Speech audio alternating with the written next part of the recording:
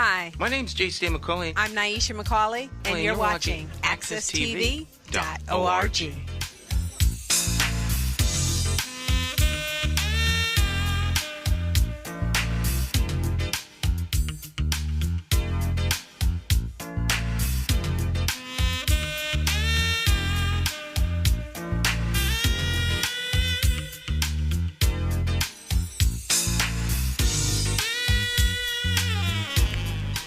All right, my friends, once again, it is indeed time to get our talk on. It's Morning Talk with me, your host, J.C. McCauley, along with the champions of talk. And, of course, this morning we have talk champion Cleo Duke-Wright in the house. Good morning, Miss Cleo. How are you? Oh, good, Stan. Good morning. How are you? I'm doing very well. How was your week? I'll ask you first this time. Oh, you got me. Beat me to the punch, Beat huh? you to the punch. How was your week? I had a good week. Busy week. Good. Week, but it was a good week. Yeah. Same Good here. week. Went back to work this Monday, so I have a lot more working hours. So it's been a very busy week. All right. So now you say you have a lot more working hours? What did you do? Yes. You increase your hours? Yeah, I'm off for the summer. I did work a few hours in the summertime, and then school starts. I start up again. So I'm up and running. All right. Got any plans for the weekend? No, not too many. Just kind of relaxing, and just doing my own thing. Trying to get a couple hours by myself, and that's it.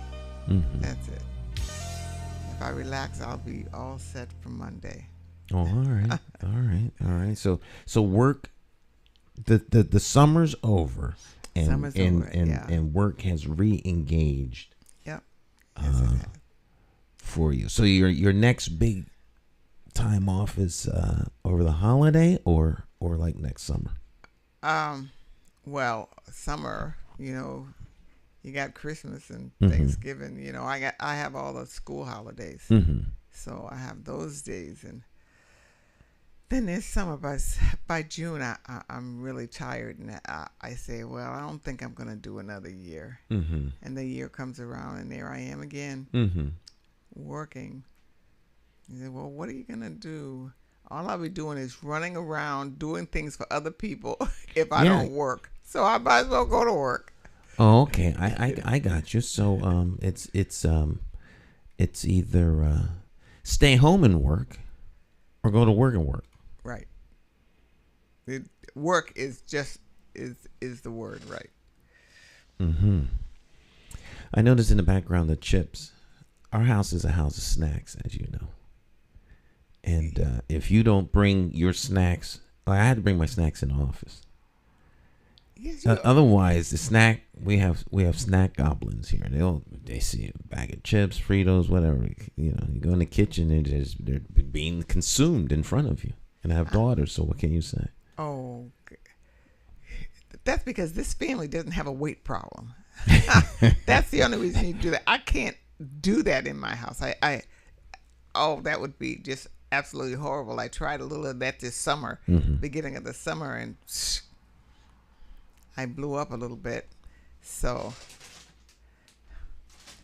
a doctor friend had a really strong talk with me. Oh, doctor. Doctor had a... Yeah, he has a propensity for strong talk. Yes. To say it light, to say it mildly. Yes, he does.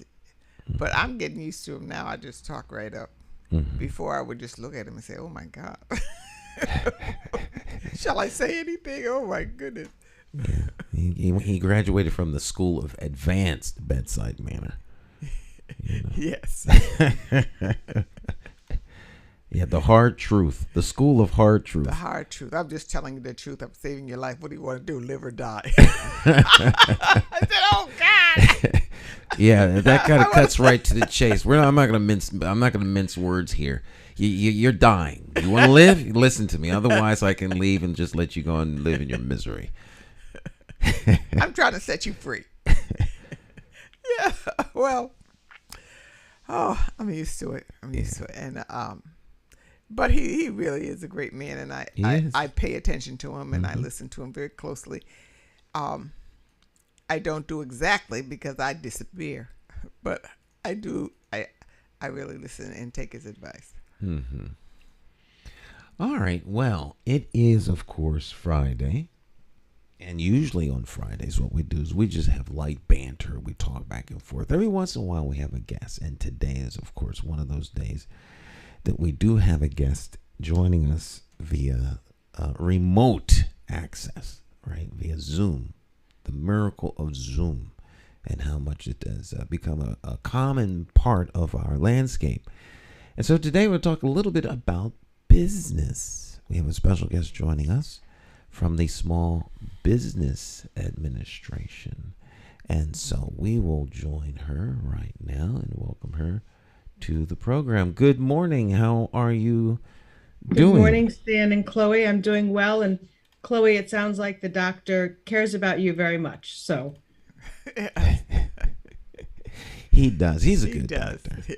Good doctor. Catherine Marx is the District Director for the Connecticut District Office of the United States Small Business Administration. And she's joining us this morning to talk a little bit about small business and what small business is here to do and why it's important.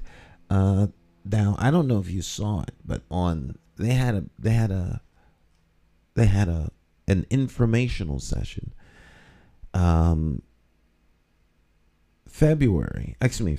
August was Black History Business Month, and so they had they had a whole host of different partners that were involved in black business. The SBA, I don't mean SBA.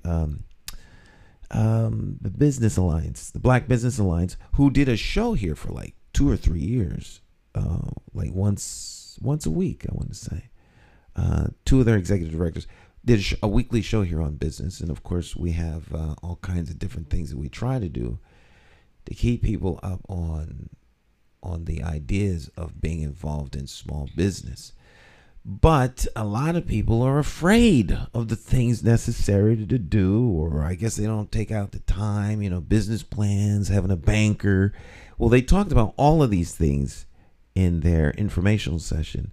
And you can watch this on accesstv.org, and you go to W4 News. So if you go to our website, to the network website, accesstv.org, just scroll down, you'll see W4 News. And you can watch there, or you go to the W4 News group and watch it. You look like you're right on the edge of a question. Yeah, I was just going to say the scariest thing about, you just mentioned there is for a new person going into business, I suppose, who don't think in that this comes first, that comes second, that, what do you call those people? Very organized people who are not like that. And you say to them, all right, we're going to do a business plan. And your mind is just one big boggle. We're going to do a business plan, and you're going to do some projections and where do you want to be in a year from now? What do you want to be in 5 years from now? And you're just looking at them and you say, I just want to go into business. I just want to do my business. What do you bother me with this stuff for? I just want to do a day-to-day business. Now, if you ask me, what do you expect to do next week, or what do you expect to do 2 days from now? I could give you some kind of answer, but what next year, 5 years from now, who is your business directed to? Who's your customer? It took me years to even begin to answer. Years to begin to answer that question. Years to begin to even think about a business plan. But I couldn't think about it the way they teach it. I couldn't think about it the way, because it just, I would pretend, and I've written a business plan, but it was just all pretentious. It was just pretend, because business plan, the word, this meant nothing, absolutely nothing to me, but it meant something to the people who maybe I was trying to borrow from. So you follow an outline and you tell them all of this, and then you never look at that plan again, because it didn't mean anything to you in the first place. So I stopped all of that. I just I Dan, said, there's a lot to unpack there. Um, there's a lot to unpack there. Chloe, thank you for sharing. And Stan, thank you for joining us for our celebration of Black Business Month. Mm-hmm. And Chloe, we had a lot of partners on our show, and I hope that people reach out to W4 News and watch the program to talk just about what you're talking about, Chloe, because a business plan can mean all sorts of things to people, and for some, it's one page. For others, it's multiple pages. And what it's always doing, it's always changing. Your business plan is always changing. If any business 2 years ago had how to deal with the pandemic in their business plan, I would say no one did. Not many did, that is, and many small businesses. So a small business is always pivoting, always, thinking of new ideas. But what a business plan does, I think you, Chloe, you really hit the nail on the head, is that when you're going to a bank, when you're looking for capital, it can help you frame the dialogue. And Stan, you can probably attest to this. On our program the other night, there were a lot of free resources that are there for you to help you walk through what you need to start. And if there's three things I'd like to talk about, Stan, today, is one, the resources that are available, that they're at all stages of business. So not just for businesses that want to start today, but businesses like Chloe's that have been in existence. Number two, what I'd love to talk about is don't go it alone. All of these businesses that showed, all the resources that showed up on Tuesday night are there to help. That is the SBA's mission, is to help start, grow, and expand your business and recover your business. And then number three, that there's follow through. And I think you heard that, Stan, in some of the stories that were shared, is that there has to be follow through when you go to these resources. And then that follow through gets you to that next step, and that gets you to your success. I would say the follow through is very, very important because I guess if you simplify, it's like planning to eat, and then the follow through would be eating. And so if you don't follow through, you'll starve to death. A lot of things, I guess, hinder people. What would you say is the number one reason why people, in essence, don't follow through? I think, Chloe, there's a fear factor, fear of failing. And you have to change. Usually a small business entrepreneur has that different mindset. They're going out on their own. They have that dream, and follow through can be difficult. I talk to small businesses every day. I have 1,001 stories. It's a wonderful, wonderful way to learn. And a small business started. She was gluten-free, and she wanted to make ice cream that was made with dairy, but still, lactose-free, made with dairy, but still lactose-free. So she did everything necessary, and she put her name out there, what she thought was her name of her business and what it should be.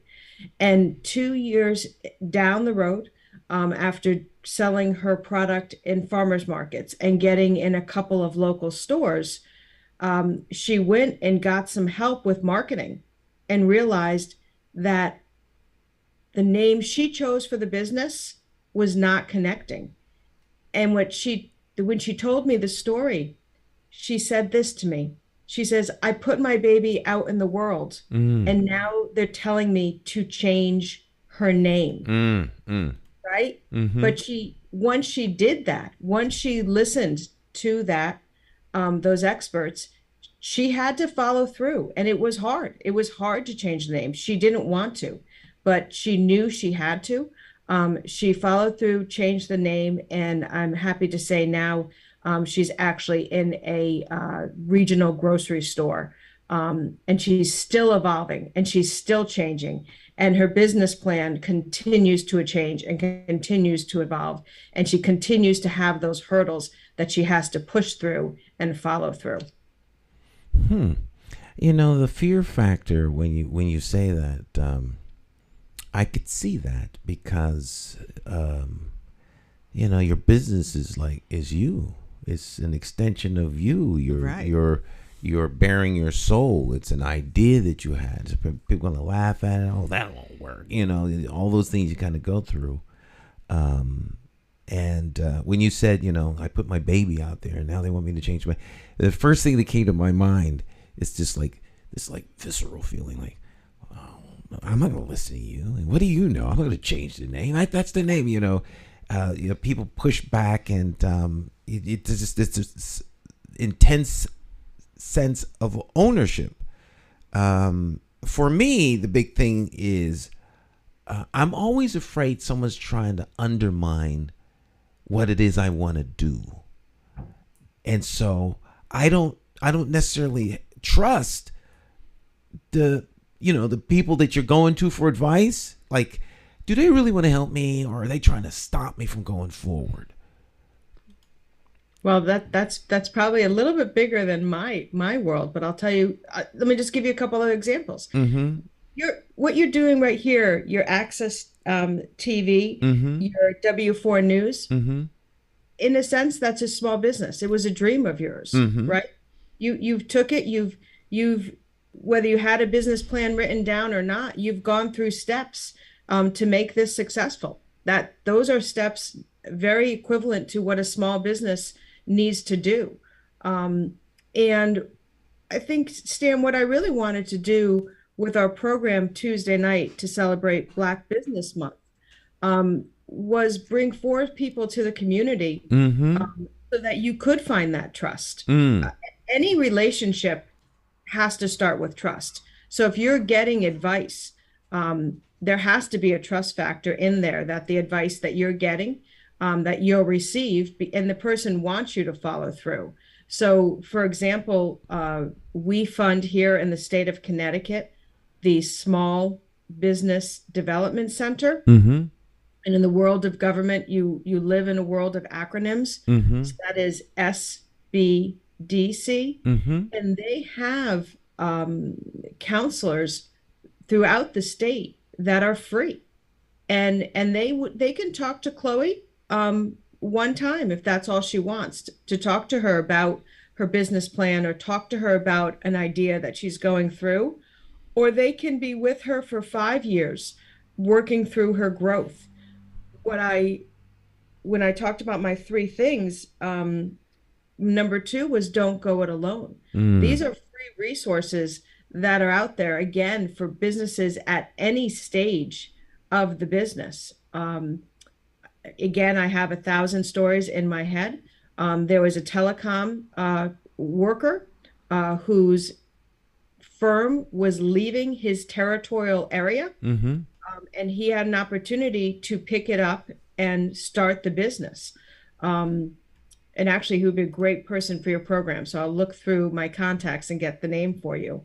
So he was scared, Chloe. He was scared just like everyone else. Why? He was working for a big corporation. And though he had the technical expertise, he had never done payroll. He had never filed the taxes that need to be filed or the state regulations. So one of the first places he turned was the Small Business Development Center, and they have been walking with him for 5 years. He's done the follow through. You know, they don't do the work for him. They help guide him and give him counseling, and he's very successful at that now. So you do have to trust Stan. You have to trust your advisors. So we brought on folks on the program Tuesday night who we fund, who we know we can trust, and therefore you can trust. I think one of the other things that I thought was pretty cool about the program was let me rephrase that. One of the things that came up in the program that I never really thought about was having a banker. Like, your banker should be somebody that you're close to and you have a relationship with. And I said, well, that makes sense, you know. If you have a relationship with the banker knows you established, communication. You running short on cash flow. You need to make payroll. You might borrow money for a couple of weeks, pay it back in a month or two. And there's like this, there's a resource. Cash is a resource. It's money. And you can go to them. You borrow money and you pay the money back. It's just like a short term, like you would go to a friend. And I never really thought of bankers that way. I think a lot of people are afraid afraid of the banker. Thought of a banker that way. Never. You know? Yes. It's like, oh, gee whiz, I got to go to the bank. They're not going to give me any money. There's so much pessimism. Right. The program is, I really encourage people to watch this. It's only 90 minutes. It moves very, very quickly because there's a lot of different individuals that are all partnering with the Small Business Administration. And there was the one young lady. Now, what was the acronym you were using? The SBDC is Small Business Development Center. And the gentleman that was on for that was Joe Williams. Okay. And he does talk. Joe and I have met a number of times, talking in the community to try to break down those barriers and get people to trust and come. And so Joe Williams was SBDC. Mm-hmm. The other one that I'd like to mention, which is right in the Hartford area on Farmington Avenue, the Women's Business Center, which operates actually out of the University of Hartford, has partnered with EcoSpace 224 on Farmington Avenue. Mm-hmm. And Stan, you can attest to this. We use the word free quite a few times. Yeah, yes. You all made a very big effort to make sure that folk understood that free actually means free. Right. So at the EcoSpace 224, the Women's Business Center, which the SBA partially funds, has put in a mobile tech lab with education that is free. So, for instance, if you and I wanted to do a live hybrid show, mm-hmm. that would be a space where we could get that technology that I don't have. I don't know if you have it. Actually, I think you do. But we could get that technology to host a program. Or if we were trying to sell a product or sell our services, if we were deciding that we are leaving the corporate world or leaving a job that we're unsatisfied with, and we're starting a new job, and it is selling dog walking services, mm-hmm.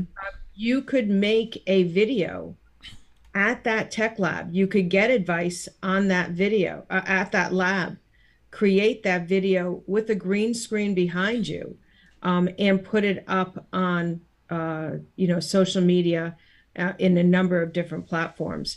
So that program, thank you for talking about it. To get all that information in 90 minutes was definitely a challenge. But there are services throughout the state that can help entrepreneurs.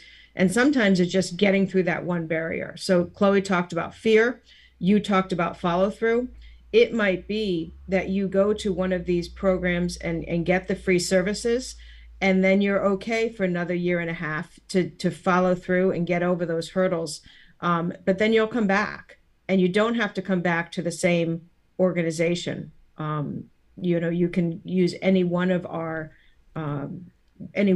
resource partners because they are funded through the SBA, and therefore they are free.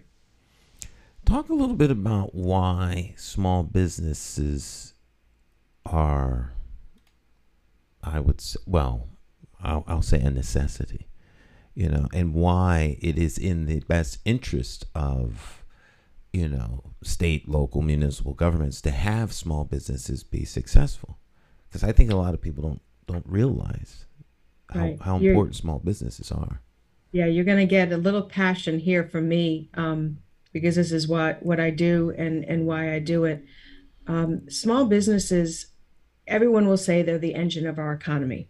Indeed, in Connecticut, 99.4% of our 355,000 businesses are small businesses. So they're the majority of businesses out there. And people will say that they're the engines of our economy. That is very, very true. Every business has started small. And when you think about that, let it just sit there for a second. No business starts out big. Every business starts out small, and they need help along the way. But the most important aspect of small business is that they are essential to our communities. They are the fabric of our communities. They help build and sustain each and one of our communities. And that is really, those are the stories that I see. That is the bakery in New Haven. The bakery in New Haven that came through the pandemic with help from the SBA, and they turned around and they are making a concerted, deliberate effort to have an impact on their community. And they are hiring the Afghan refugees that came into this country after the conflict. So the impact that small businesses can have on our communities has to be one of the most important things. And that is why we had that program Tuesday night, because in that essence, we do have to talk about equity. We do have to talk about reaching out, and we do have to talk about building trust. Great points. The small businesses that drive our local economy. And so what's that number? 94%? No, 99.4.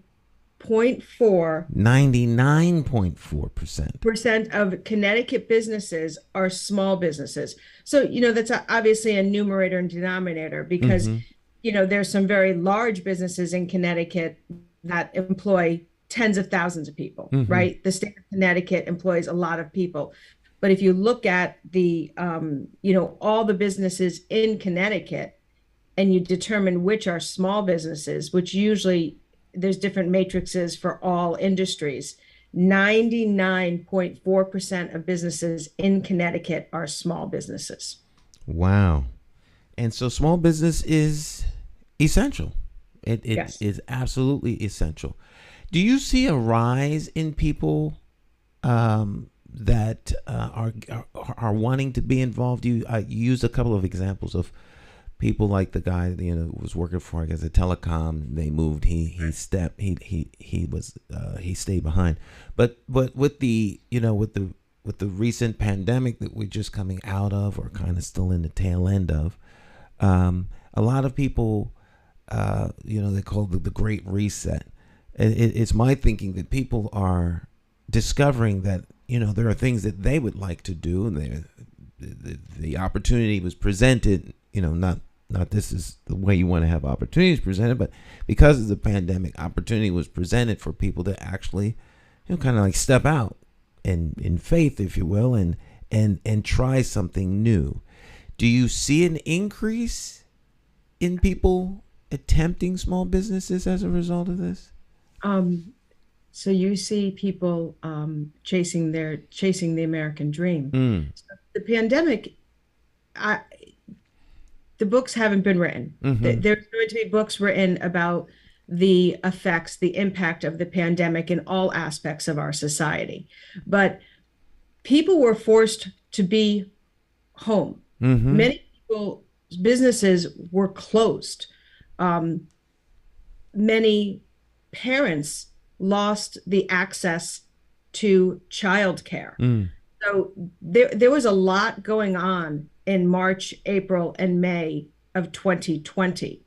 And if you look at the labor participation numbers, particularly women really just dropped out of the workforce.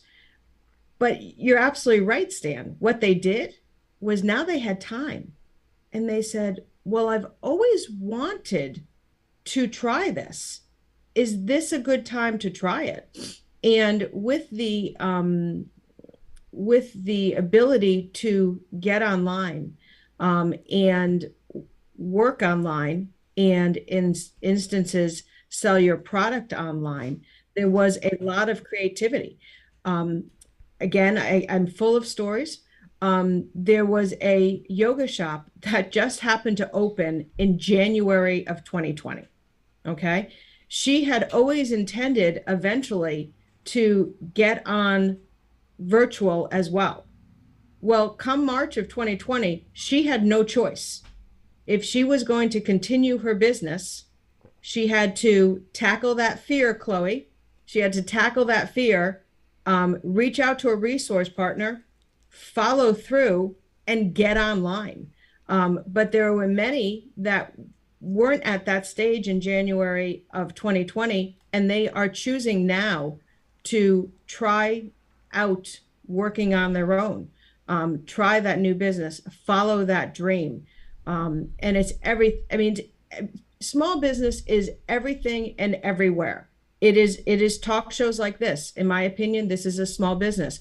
It may be someone who is working for an insurance company in communications, and now they want to do content and they're going out on their own as a consultant in contact. It may be someone who is coming close to retirement who said, I don't want to go back.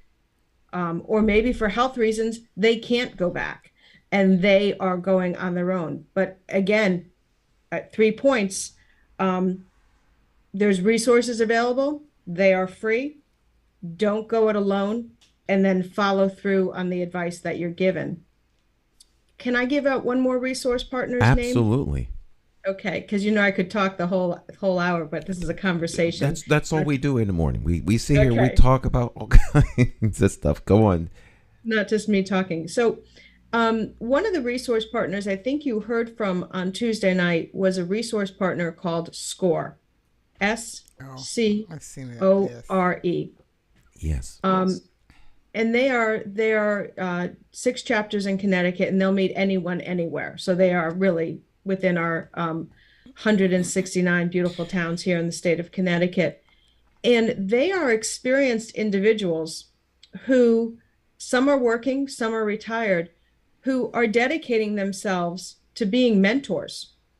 So Chloe, there might be a SCORE mentor out there that has owned a bookshop before, and he or she has dedicated their free time to mentoring folks to get them to the next step. And in particular, we have a SCORE chapter out in the Danbury area that actually works with people who are coming out of incarceration to help them start their own businesses. So when I say, Stan, that we have a whole blanket of resources that are free to entrepreneurs, they run the gamut of everything. Wow. Thing I was thinking about, because as you mentioned, so what I do really is a small business. It's like micro business because it's just me.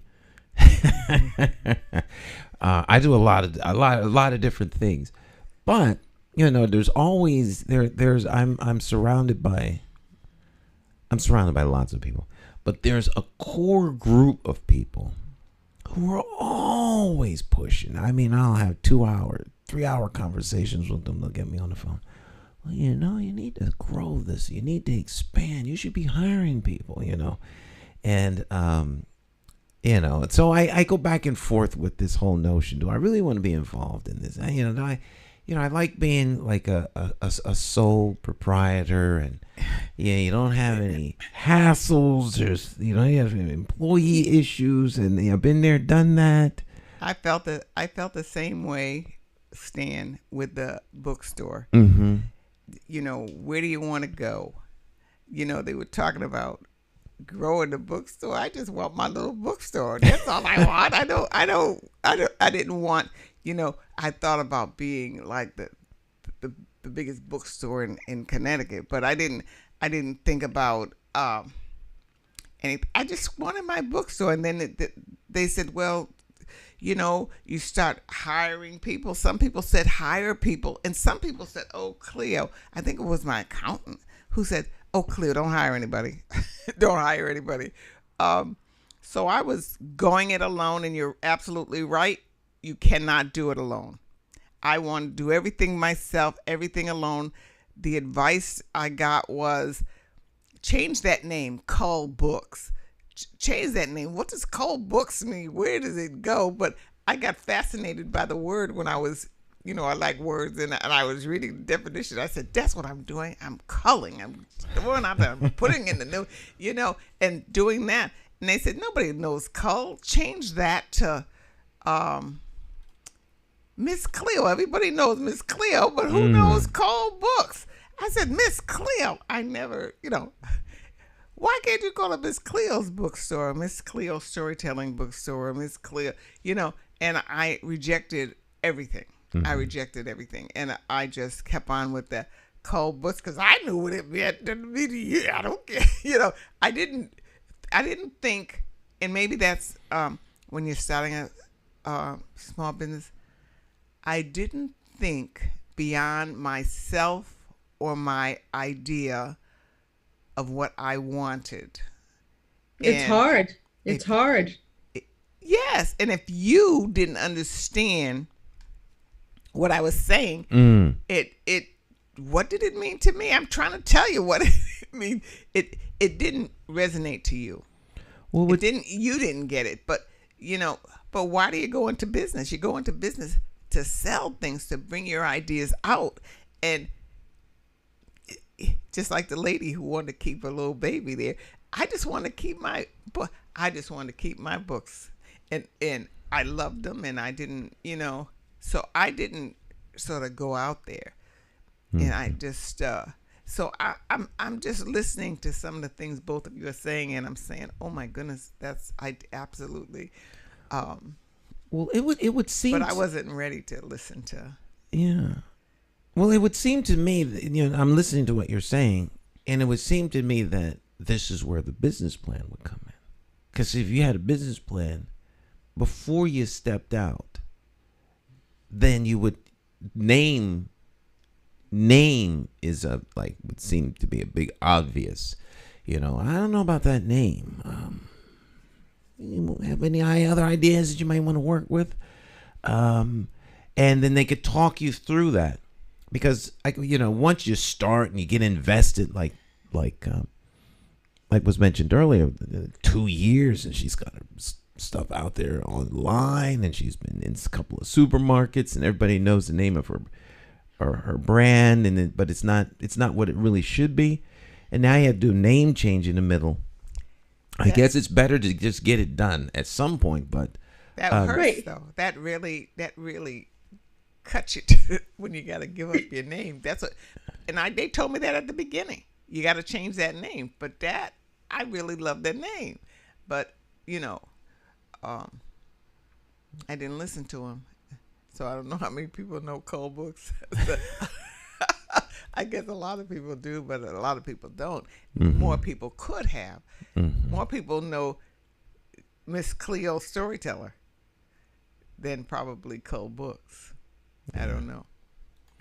So I hope both of you come to see one of our free resources. But so Stan, I'm loving this conversation because it's bringing in some really points that people can connect with. But one of the things is that our resource partners are there at every stage. So there's a Chinese proverb, when is the best time to plant a tree? Now. 10 years ago is probably the best, or now, right? 10 years ago or now. It's a dual answer, right? 10 years ago or now. So don't look backwards, look forwards, reach out to a resource partner, no matter where you are in the business. And I agree. This is a small business, but talking about the business plan it's still your business. So Chloe, if you just wanted to be that best bookstore in Hartford, that's your business plan. You don't have to be regional, right? If your business plan should be what you want to be within the confines of what you want, and then it can change. It can change 3 years from now. It can change tomorrow. and again, I wish we had a different word for business plan, whether it be, a path to success. But there has to be something in, you need to sort of get it, pushed together, and Stan, on the radio show this week, I think we heard about the nurse who started her small business without the business plan. Mm-hmm. And then she got to a point where she kept on growing, that's when she reached out to us and worked on her business plan, right? Mm-hmm. So it can happen at all stages. Mm-hmm. Well, it's not that difficult if you're willing to just if you want to be successful, you want your business to be prosperous. If you have a successful business, you can really be engaged in your community. You have personal freedom and time and flexibility. There are a lot of sacrifices. It's a lot of work, but the rewards are enormous. Yes. The benefit of seeing your ideas and notions come to pass, in the wonderful world of television production. When I was running the public access station, one of the nicest things was to see somebody come through the door with an idea. They had this idea for their show, and it doesn't exist. It's just something that's up in here. And then when they see their program air for the first time, and like, there's my idea. Your business plan is the same kind of a thing. You have a plan. So for television, everything, you have to have a script. Even if you become unscripted or improvisational, there's still a script that's in your mind. You know where you're going, what your destination is. So like your 5-year plan, your 1-year plan, you have to know where you're going in order to get there. You said something. Your business plan is what you want, your ideas, and everyone who's helped me with a business plan, there was a particular outline of what you need to do for the business plan. And you got to know this, and you got to know this, and you got to know. And so I have business plans that people have helped me with, but they weren't me. And I'm sorry, I forgot her name. Catherine. You said something. You said it's you, and as soon as you said it's you, I could think I wanted this and I wanted that, and I could sit here right now and write it, but it was never me before. You should end the show early and start. Because I could see it right now, what I wanted and what I wanted what the store to be, but never dawned on me that I could say it, because the outlines for a business plan does not show that. It shows what you need to do, bam, bam, bam, bam. And the people who are talking to you are telling you that. Nobody ever said, it's all you. What do you want? Well, who's the biggest thing? Who is your audience? And I always thought the world was my audience. And so you have to pinpoint who your audience is. Mm-hmm. And I could not do that. Sort of pinpoint. Well, it would seem to me that this is where the resources of the SBA come in, and then their extended family or partners. Because first thing that comes to my mind, listening to what you're talking about, is like SCORE. With a lot of retired, successful people in every imaginable realm of business. Every. There's someone that's doing it. And so respectfully, I suggest or say that perhaps you yourself, myself, and a whole lot of other people aren't asking the right people for help. Because, sometimes people will fancy themselves, but like, have you ever been in business and was your business successful? And where is your business? The business you retired from, did someone buy? Did you sell it? Did you give it to your kids? Something. I mean, what qualifies you to help me? And I think a lot of times people, because they don't know, they're asking people, and the people that they ask sometimes know or don't know. And I don't think there's probably anything wrong with getting a second opinion.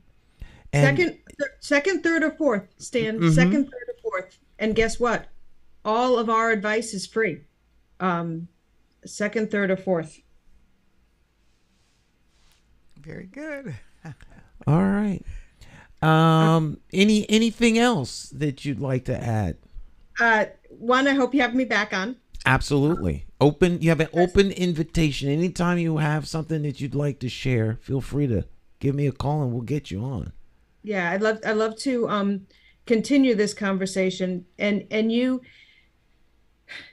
SCORE is just a tremendous resource. Stan, it's not only did they sell their business, it's not only was their business successful, it's guess what they did? They probably failed. They probably failed and have that story. And failure is unfortunately one of the best lessons you can have. And they are there to share that, right? To make you not fail. They're there to take their failure and make it a gift for someone else. So score.org, SCORE.org. And all you have to do is put in your zip code and they'll connect you with someone in your area. So no matter where you are in the state of Connecticut, they will connect you with someone in your area. And then once you put in your information, they try to connect someone with you in your industry. And this is particularly helpful because, Stan, one of the places that we see a lot of growth is in the food service industry. People saying, well, I make a great granola. I want to sell it. Or I'm going to keep my day job, but on the weekends, I want to do a food truck. Those are all wonderful endeavors, but they take that experience. And I know that there are many mentors in that industry that are there to help, as well as other resources that we have here in the state of Connecticut. So SBA.gov is where you can reach me and my organization. Some of the resource partners we talked about today are the SBDC, Small Business Development Center, and that's SBDC, I believe that's .org. You'll have to double check me on that one. The Women's Business Center at the University of Hartford. We also have the Women's Business Development Council here in Connecticut that just opened up, that's opening up a brand new office right on Bank Street in New London. So people can actually walk right in. And then we have our friends at the Back Business Alliance and so many more that are offering help to our Connecticut entrepreneurs. All right. Cleo, any last question? No, just thank you very much for being with us today. Yeah. I think I got a lot out of this. Excellent. All right. Well, I hope other folk did as well. And folks, I'm telling you, we have Paul Willis, who's likes to do a lot of things around business, and so he's always trying to move the business needle forward with SCORE and SBA. And so when you called me earlier in the week, I was very excited to partner and do some things. So this will be just the beginning. And anytime you have anything to share, please feel free to give me a call, and we'll get you in here. And I'm thankful and thank you for taking time out of your schedule this morning to spend with us. Thank you very much. You both have a nice holiday weekend. Chloe, I hope you get that rest. And if one more thing is, don't forget, the best thing we can do to support our small businesses is shop small and dine local. All right. Yes. Shop small, dine local. I like that. All right, my friends, stick and stay. We will be right back. We'll do a little bit of video here for you. It is a back to school video. Check this out. This was done a couple years ago by some Hartford school students. Thank you very much.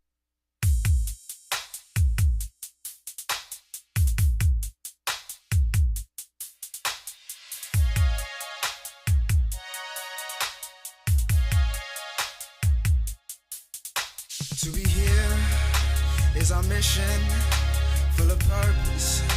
We are driven, we are special, we have pride in who we are, and you can't break our stride. And if you see, like I see, you will realize it's not a dream. This school you make it, lessons you take it, and we work as a team. This school is better with you in it. Yeah, yeah, for every hour, day, and minute. Yeah, yeah, we are here, we are winning. Yeah, yeah, the school is better with you in it. In it, in it. We are loving when you're here. Yeah, man, the future's when you're here. Hope you realize we do, can you believe it? Yeah, yeah, this school is better with you in it. In it, this school is better with you in it. Yeah, yeah, this school is better with you in it. Yeah, yeah, this school is better with you in it. Yeah, yeah, this school is better with you in it. In it. In our school, such a given for you to learn is our mission.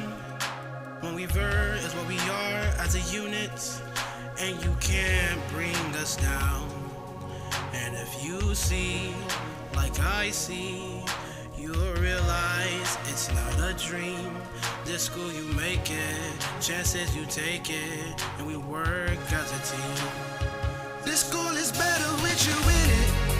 Yeah, yeah, for every hour, day, and minute. Yeah, yeah, when you're here, everyone is winning. Yeah, yeah, this school is better with you in it. In it, in it. We all love it when you're here. Yeah, yeah. Man, the future's when you're here. Hope you realize we do care. Can you believe it? Yeah, yeah. This school is better with you in it. In it, in it. And just to let you know, before you go, we know your skills won't fail to show. Yeah, we will call you our greatest prize. We know that you'll reach for the skies. Like a star, you'll come right through. I'ma rock with you. Nothing can break us apart because the school is better with you in it. Yeah, yeah, for every hour, day, and minute. Yeah, yeah, when you're here, everyone is winning. Yeah, yeah, this school is better with you in it. In it, in it, in it. We all love it when you're here. Yeah, yeah. Man, the future's once you're here. Hope you realize we do care. Can you believe it? Yeah, yeah, this school is better with you in it. In it, this school is better with you in it. Yeah, this school is better with you in it. Yeah, this school is better with you in it. Yeah, this school is better with you in it.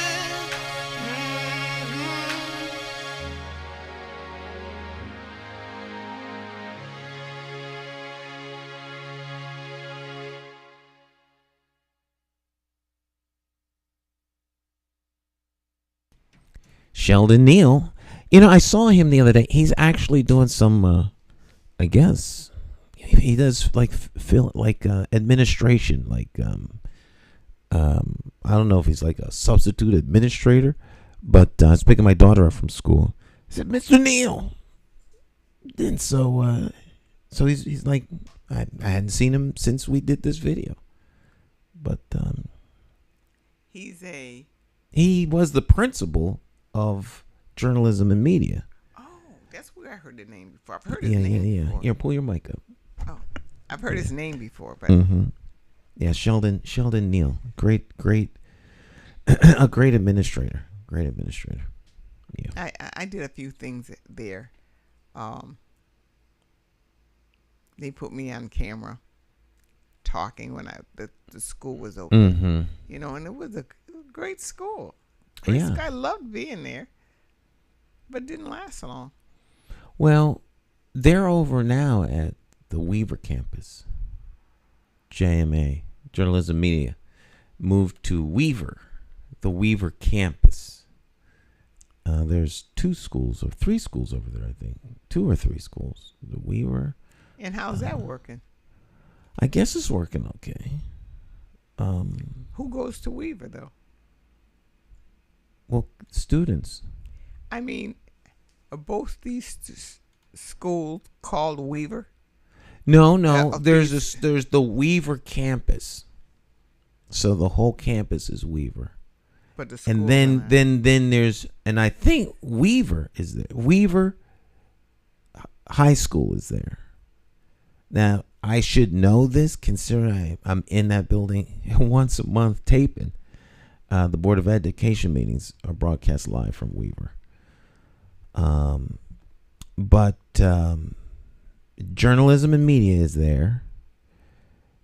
There's a performing arts school there too, I think. I want to say Kinsella or the School of the I think Kinsella's there. I should ask my wife. She would know this. It's just right on the other side of the wall. But and then there's Weaver. There are 3 schools. I'm almost positive. I used to like know this stuff, but I did a data dump at the end of 2019. I just dumped it all. You just dumped it all? Just dumped it all. It's like you open the top of your head and just dump everything political out of it. Because you don't need to know it anymore. Does any other town have schools like this, or is it just Hartford who has schools like this? No, I think there's other towns. Like breaking up their schools like this? Because of the Sheffield O'Neill, a lot of this stuff came about with the magnet schools. You magnetize schools in an effort to draw people to the school in a quote-unquote effort to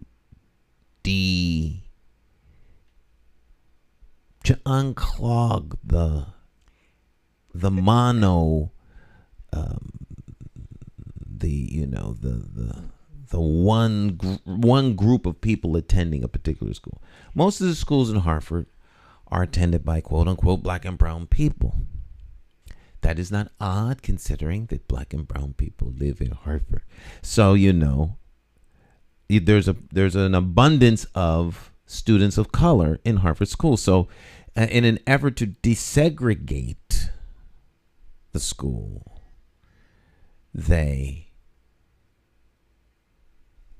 Sheffield O'Neill wanted to have, if the schools were less,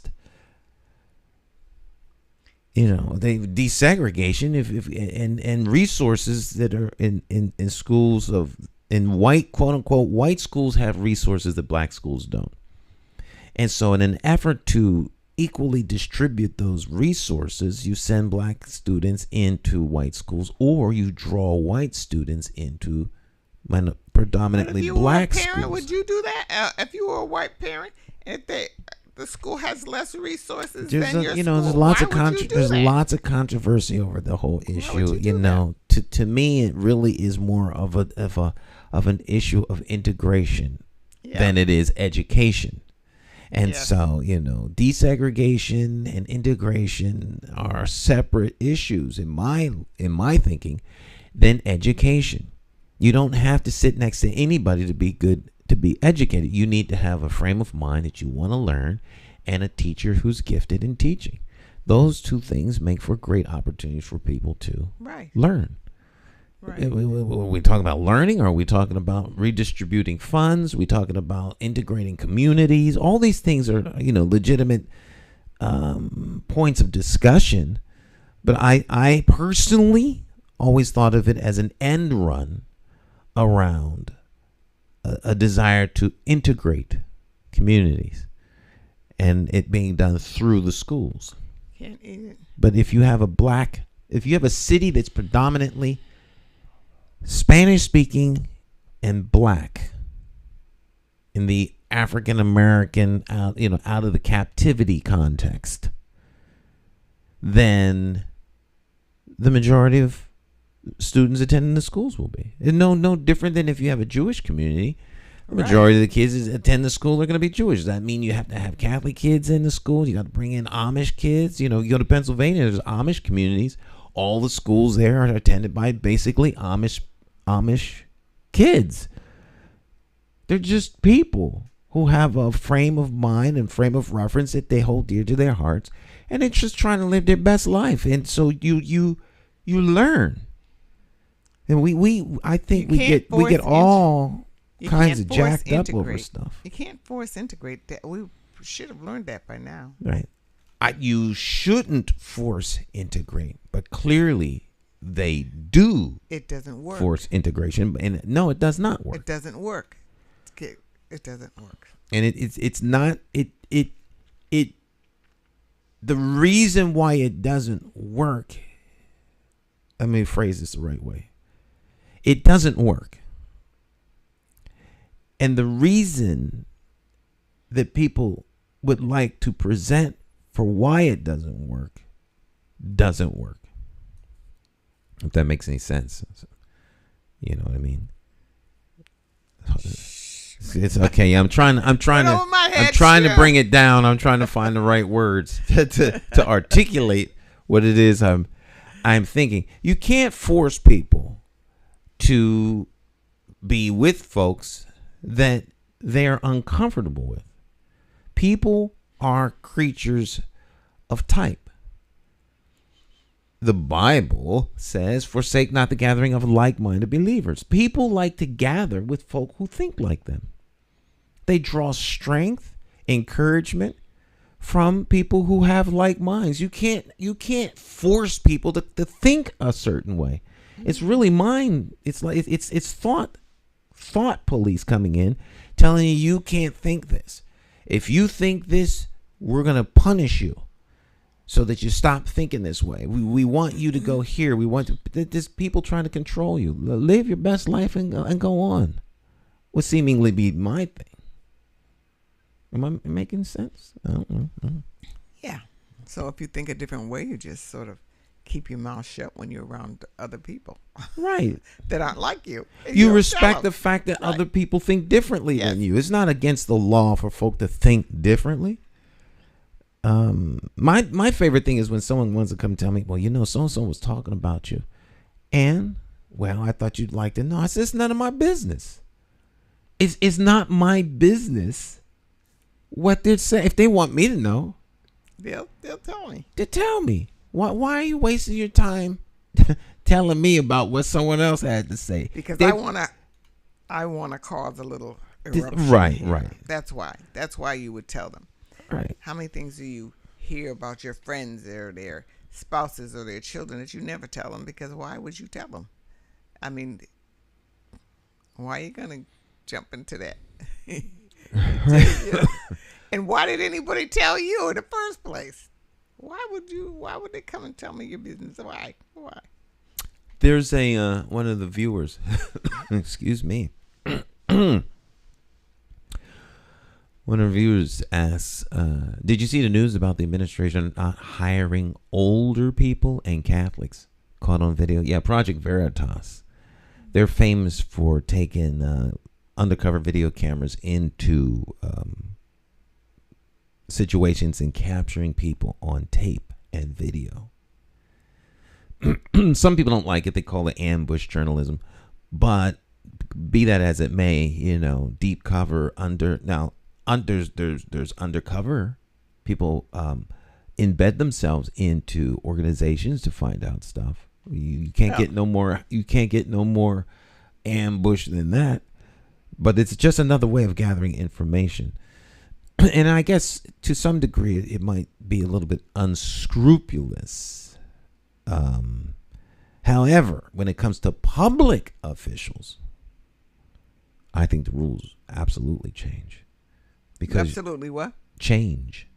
Because public officials are in service to the public.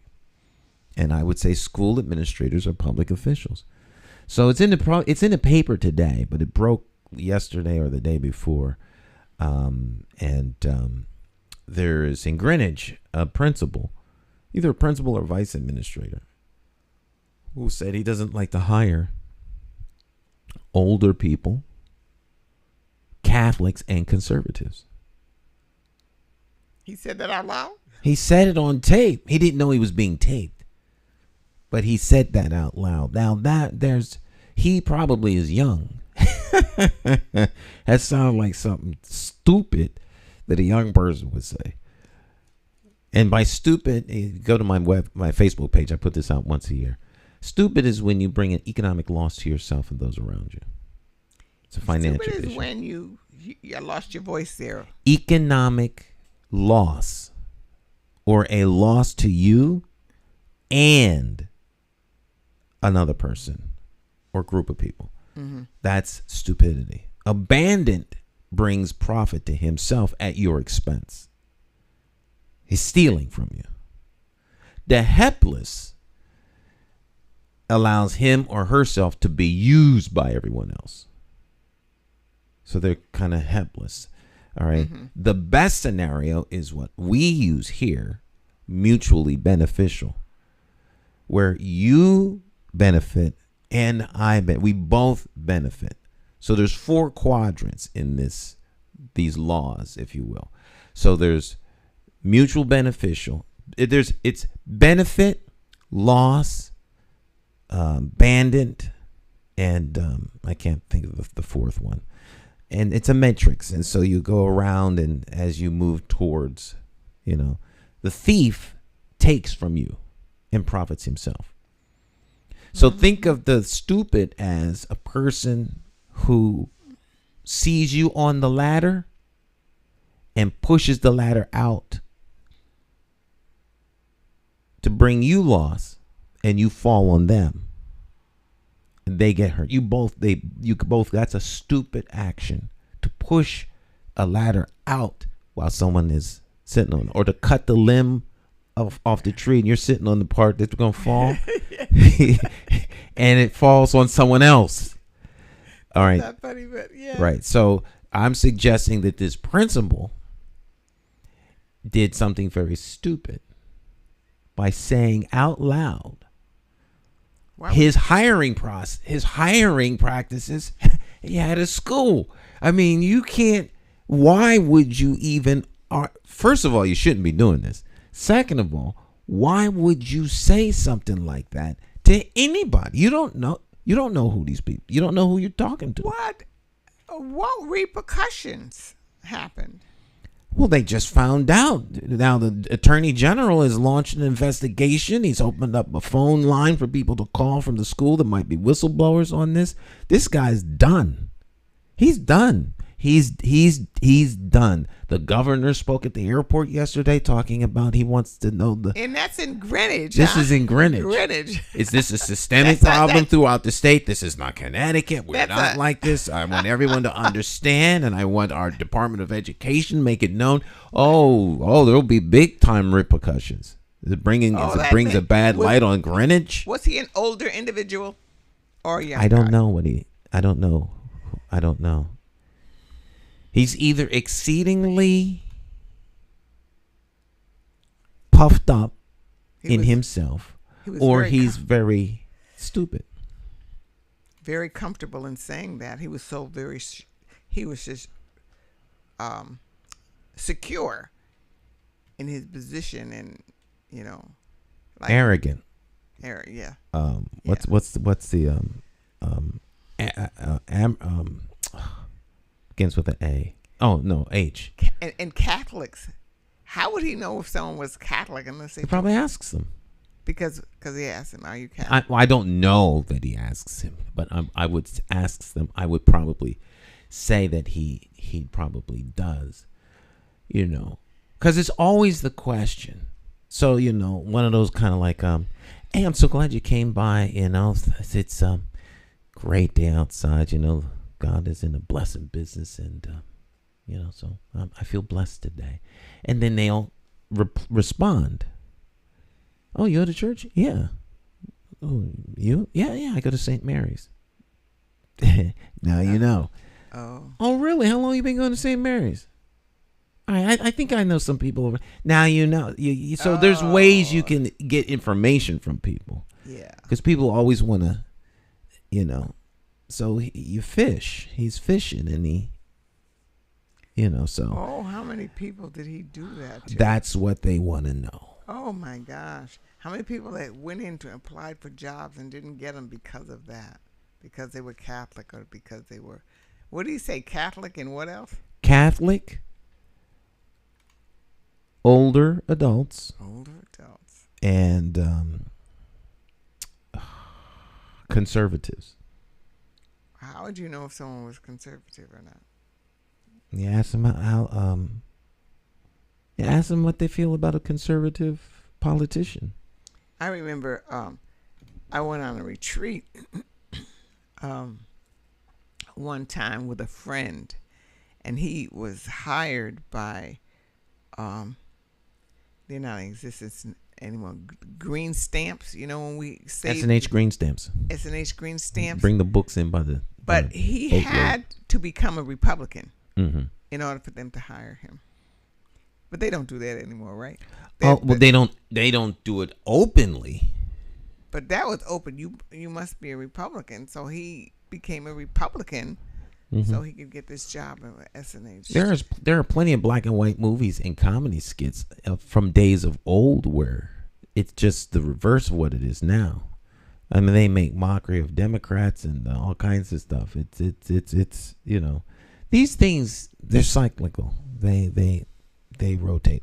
But no, you can find out where a person is very, very easily, just in general conversation. Once a person is comfortable, they will tell you anything you want to know.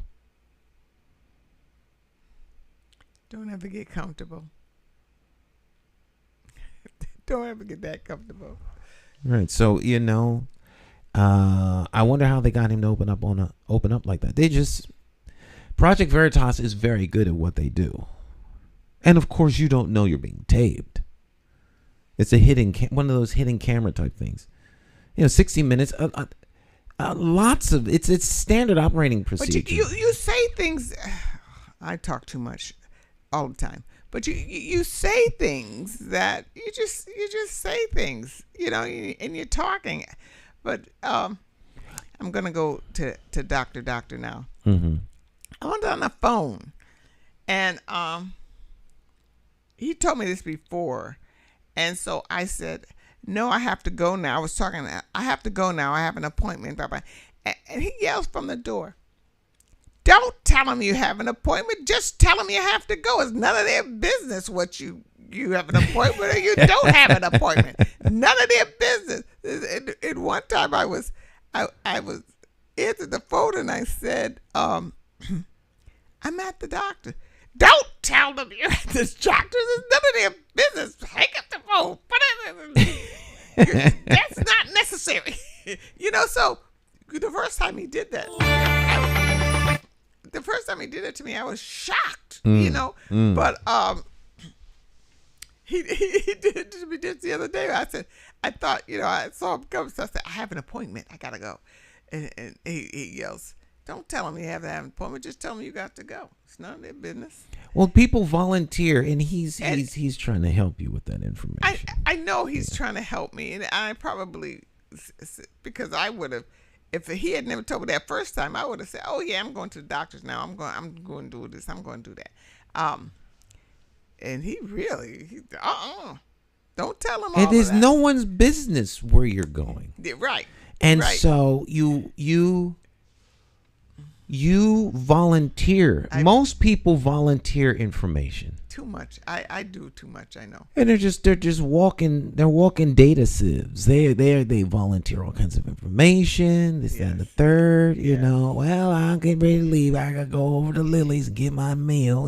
So what are you gonna get? Well, I always get the same thing: chicken, this, that. So they're volunteering information. They just leak it all out. Where they go, how they go, what time they get up, where they go, you could plan some people's whole. Their whole agenda because they're volunteering it. But this guy is a principal. I think he was a principal or vice principal. And he is, this is a huge issue now.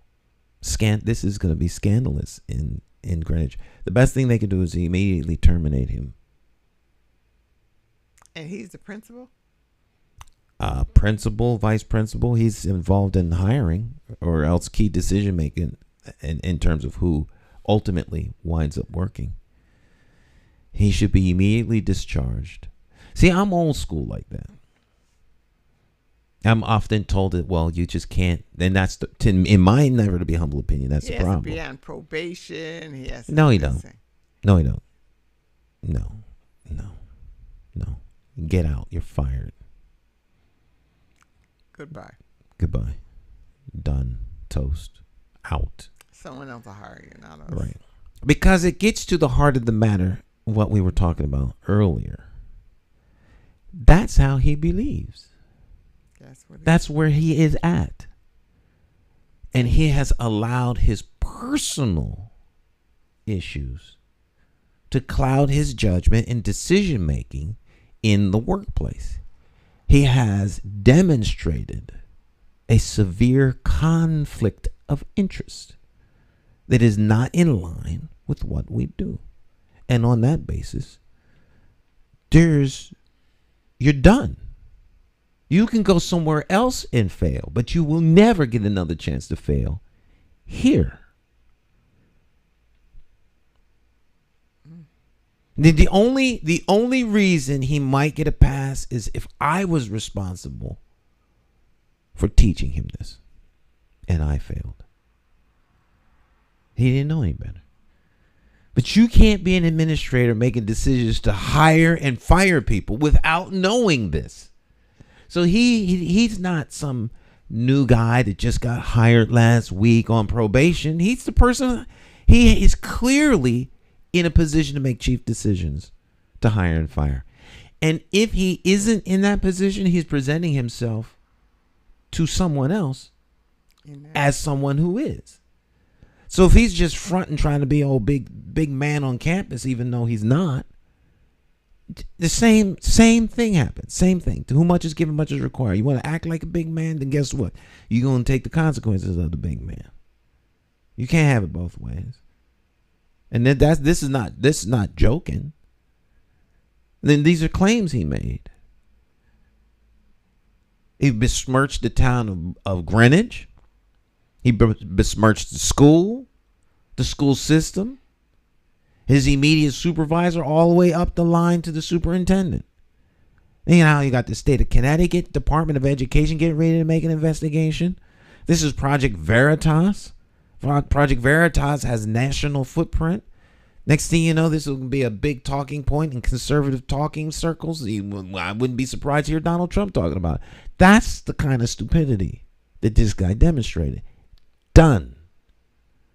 That could go a lot further than Greenwich. Oh, yeah. It's already gone a lot further than Greenwich. The governor of the state of Connecticut has weighed in on it. The attorney general of the state of Connecticut is going to investigate. He's done. He's done. Oh, he done. This kind of stuff I get passionate about. You know, this is a leadership issue.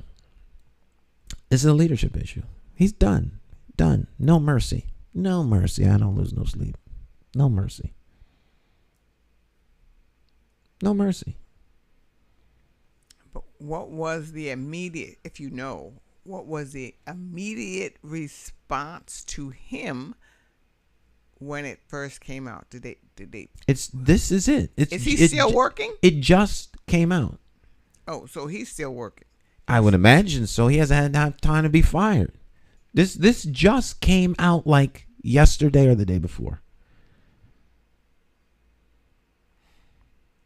Wow. I don't know, but I would say it's probably safe to say he's still working. Knowing how people get fired, I would say he's still working. He's probably in the administrators union or principals union, all that kind of stuff. He's probably still fired. I'd have fired him as soon as the news broke. I got your back until you bring us down. Once you bring us down, you're done. You're done. If you come to me and apologize, we can work with you. But something like this breaks in the news, too much is given, much is required. You a high level employee working for the city like that, and you're under my charge, you're done. Done. Wow. Done. No second chance on that. No second chance. I'm not even walking you down the hall. I like to walk. Walk with me. We're going to do the long walk. I call it the long walk. When we get to the end of the hall, you're not coming back up. I ain't going to walk with you. Walk him out the building. You're done. Done. We need more. To me, we need more of that. You shot a kid in the back while you were on patrol because you were afraid for your life because the kid was running away from you. You're done. Done. We don't need an investigation. There's nothing to investigate. You're done.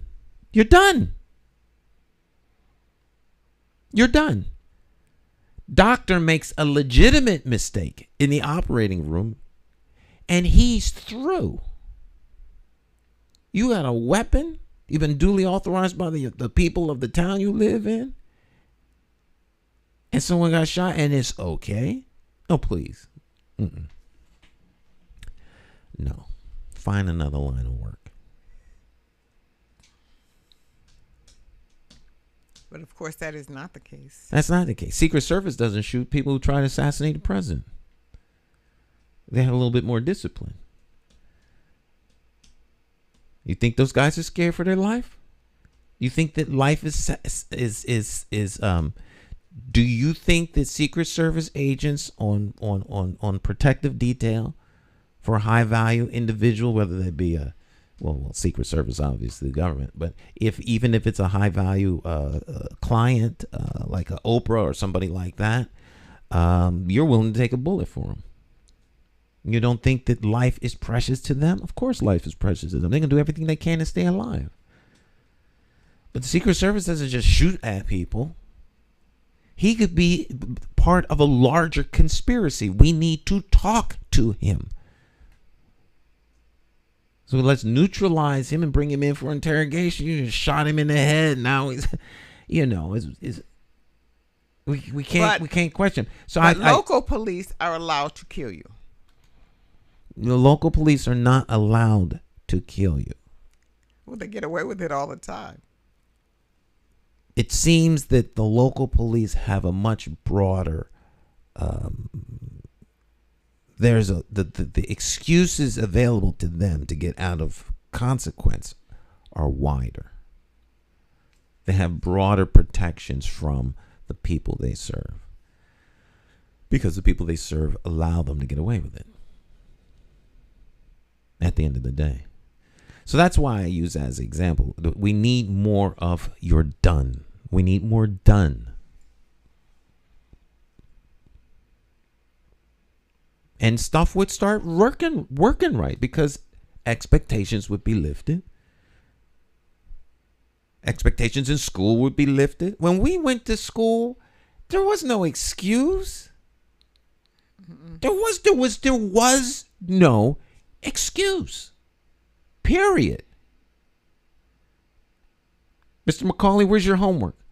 You were lucky if you got an That the meant you were trying to come up with an excuse. You were cut off at the pass in mid-speech. I forgot it. I left it home. That didn't ever work. Well, you stay in for recess and lunch and think about that. Bring me my homework from yesterday and today. You better not come back in this class without your homework. Oh my goodness. And I'd go back home before I got to school. I would be late to school to go back home for my homework before I went to school without my homework. Because there was a consequence and you didn't want to have to deal with that. And kids understood that. There's a consequence when you do something wrong. We've removed consequence from society. So people get away with whatever they want at this point. It is off the chain. It's off the chain. There are no consequences. There are no consequences. Oh. It didn't get there all at once. It got there over a course of time. So now people can do whatever they want. It's What madness. happened? What do you think happened? Why did we lose consequences? Why did consequences disappear? That's a great question.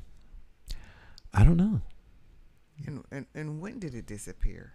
It disappeared between, I guess there's several social things that have happened. A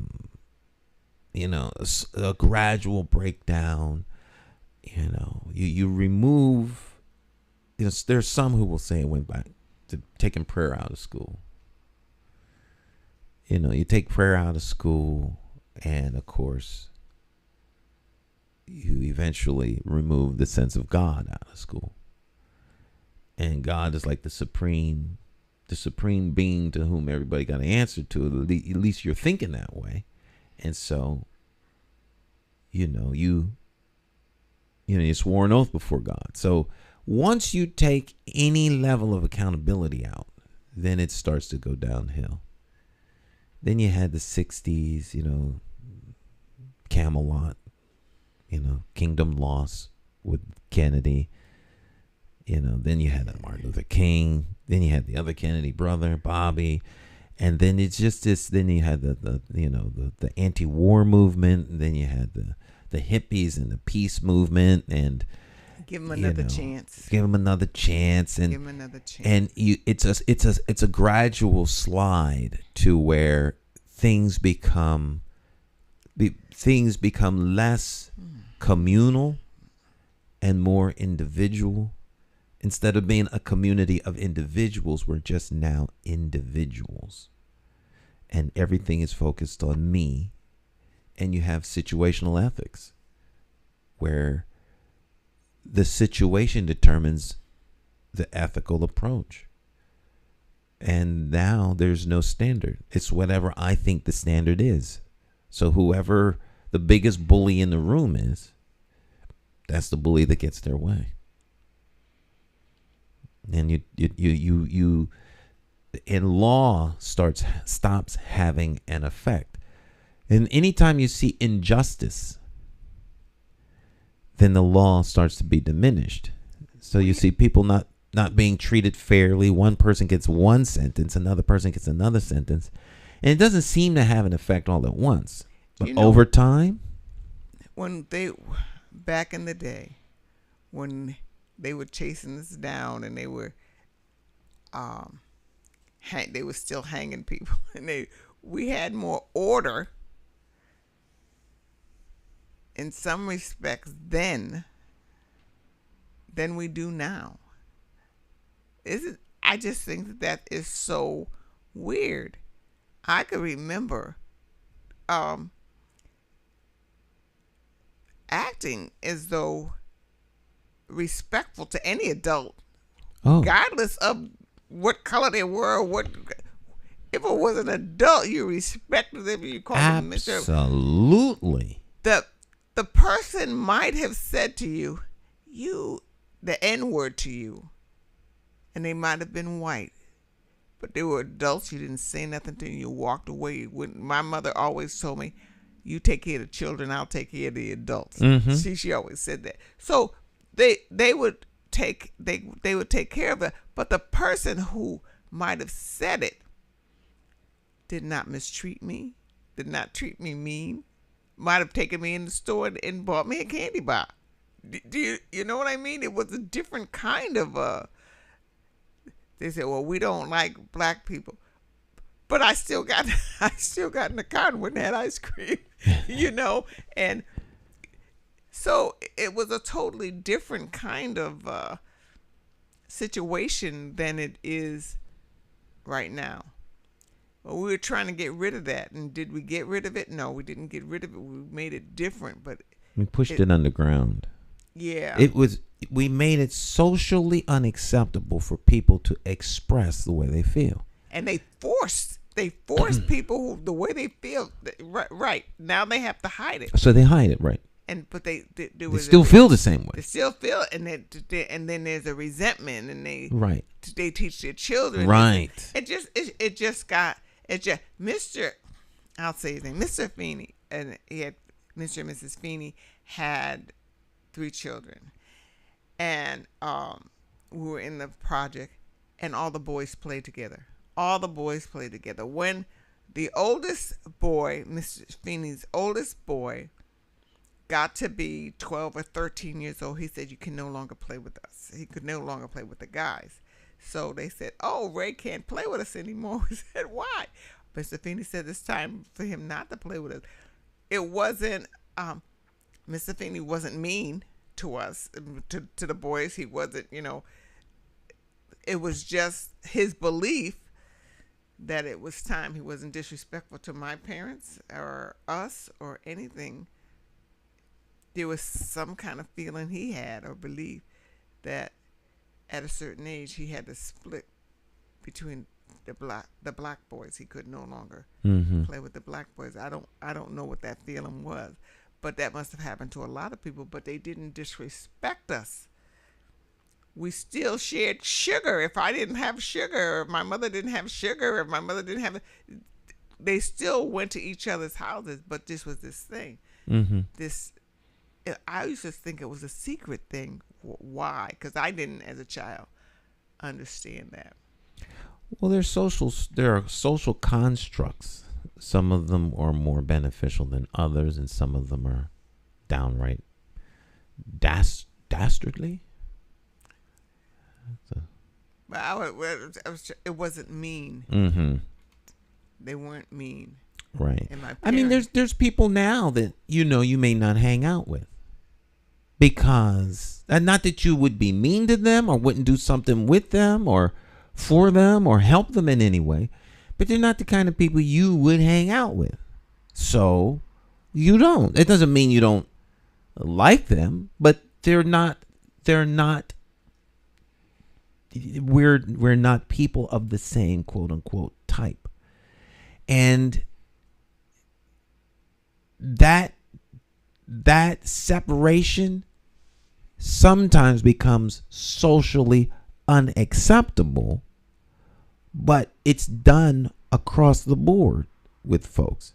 There's a social separation between men and women when it comes to using bathroom facilities. That doesn't mean men and women don't get along or can't go anywhere together, but there's some things you don't do together.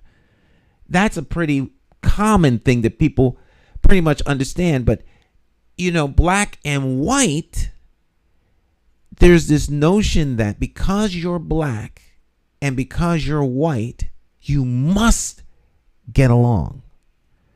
Well, there may be other reasons why people don't get along. Not the fact that they're black or white. And then you have some people who are just prejudiced. And so let them be prejudiced. Those are folks you don't need to be around. If that's who they are, let them be that and let them be by themselves. And, Mr. So-and-so lives up on the hill. He doesn't talk to anybody because he's prejudiced. And he doesn't bother anyone. Leave him alone. Leave him alone. He need to respect us. He's not bothering us. Why? So when you force people to behave in a way that is inconsistent with who they are, they will rebel. And so if you got a whole household of black folk and white folk living in their little separate houses, and Spanish speaking folk and Asian folk, and these 4 people all living in their house, and they don't necessarily go places together because they have customs and cultural differences that are not necessarily embraced or appreciated by the other. There are things that they all do together, but there are some things they don't do together. But now some guy comes along, writes a law and says, you all got to do everything together. Well, I don't really like to do that. But, don't say anything because we're going to be in polite company. And then you teach your kids this. And the kids at some point get to a place where they're like, well, I'm not going to be hypocritical. I've been to... Yeah, why are all the black folks sitting at the same table? Right. I never understood that because They have things in common. One, they look like each other. They have same cultural nuances that are pretty much similar. There's a sense of security and safety in numbers. You're not alone, Right. And you have an instant identifier. That don't mean that if they go a little bit deeper, that they don't have something that's not going to click. But on the surface, so there's ways that we look for validation, comfort. What group can I assimilate into that I'll be accepted for who I am? All these decisions are being made instantly. And okay, you drive through. This is unless you're black, you have no reference to this. Now you may have a cultural nuance to this in your own culture, but black people have a very significant thing about them. They're brown, and so you can see them anywhere. And so if you're driving someplace and you don't see no black folk, you become very, very aware of it very, very quickly. Yeah. And so when you pull into the gas station and you see someone come out of the little, out of the place where you go buy to pay for it, and they're black, you're like, oh, okay, I'm good. And you get out the car and go in. You feel like you're not in a strange place. There's just something that says, oh, okay. And then if you're driving around, you start seeing black people like coming out the house or getting out their car. You say, oh, okay, well, okay, this is okay. Because there are some communities that you're not welcome in, and you want to get through them. I'm not the guy that's going to get out the car and start protesting. Yeah. That's not me. There's some people who think that those communities need to start letting black folk live there. Go get you some money and move on in there. Buy a house. And go move in there. They don't have to. But that's where, people are. No. People are people. But I've been to more than a few dinners in various families where everyone at the dinner is black. And they are running everyone and their mother's uncle that ain't black into and under the ground. Talk about everybody. Now the kids hear this, and the kids are like, at some point they're going to grow up and they're not going to be hypocritical like their parents. When they go out, they're not going to pretend to like people. They're going to be real. Mm-hmm. And that's where we are now in America. People are being real. So this whole notion of, hate seems to be just coming out of the woodwork. No. Hate's not coming out of the woodwork. It's always been there. What you're experiencing is the 100, the real.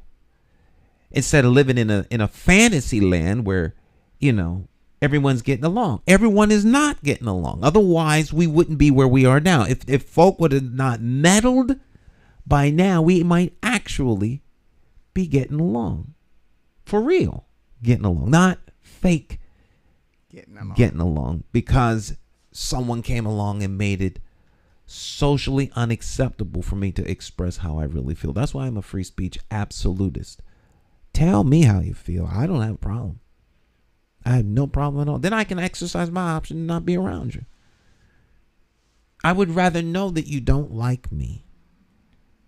And then we can agree that we don't like each other and still do stuff.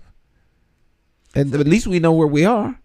That don't mean we can't be productive, help. That's the Southern way. I don't like you, but Jim Bob, we're going up here. We're going to do this and bring back the thing. But I don't like blah, blah, blah, blah, blah, blah. Right. That's people always said the North is different. Down South, you know where you stand. Up North, no, you don't. You don't know where you stand because they're going to pat you on the back and pat you on the head and smile in your face and take your job and run over your kids by accident and stuff. And they're not going to say a word. They're but they're gonna still be grinning. At the end of the day, they still be grinning. You gotta watch them Northerners. Yeah, absolutely. You gotta watch them Northerners. Ida says they used to make you write "I will," whatever, 100 times. Remember that? I do. I will not be late for class. I will not be late. I will not talk in class. I will not talk. It better not spell anything wrong. I never had to do that. I was one of them. You a good kid.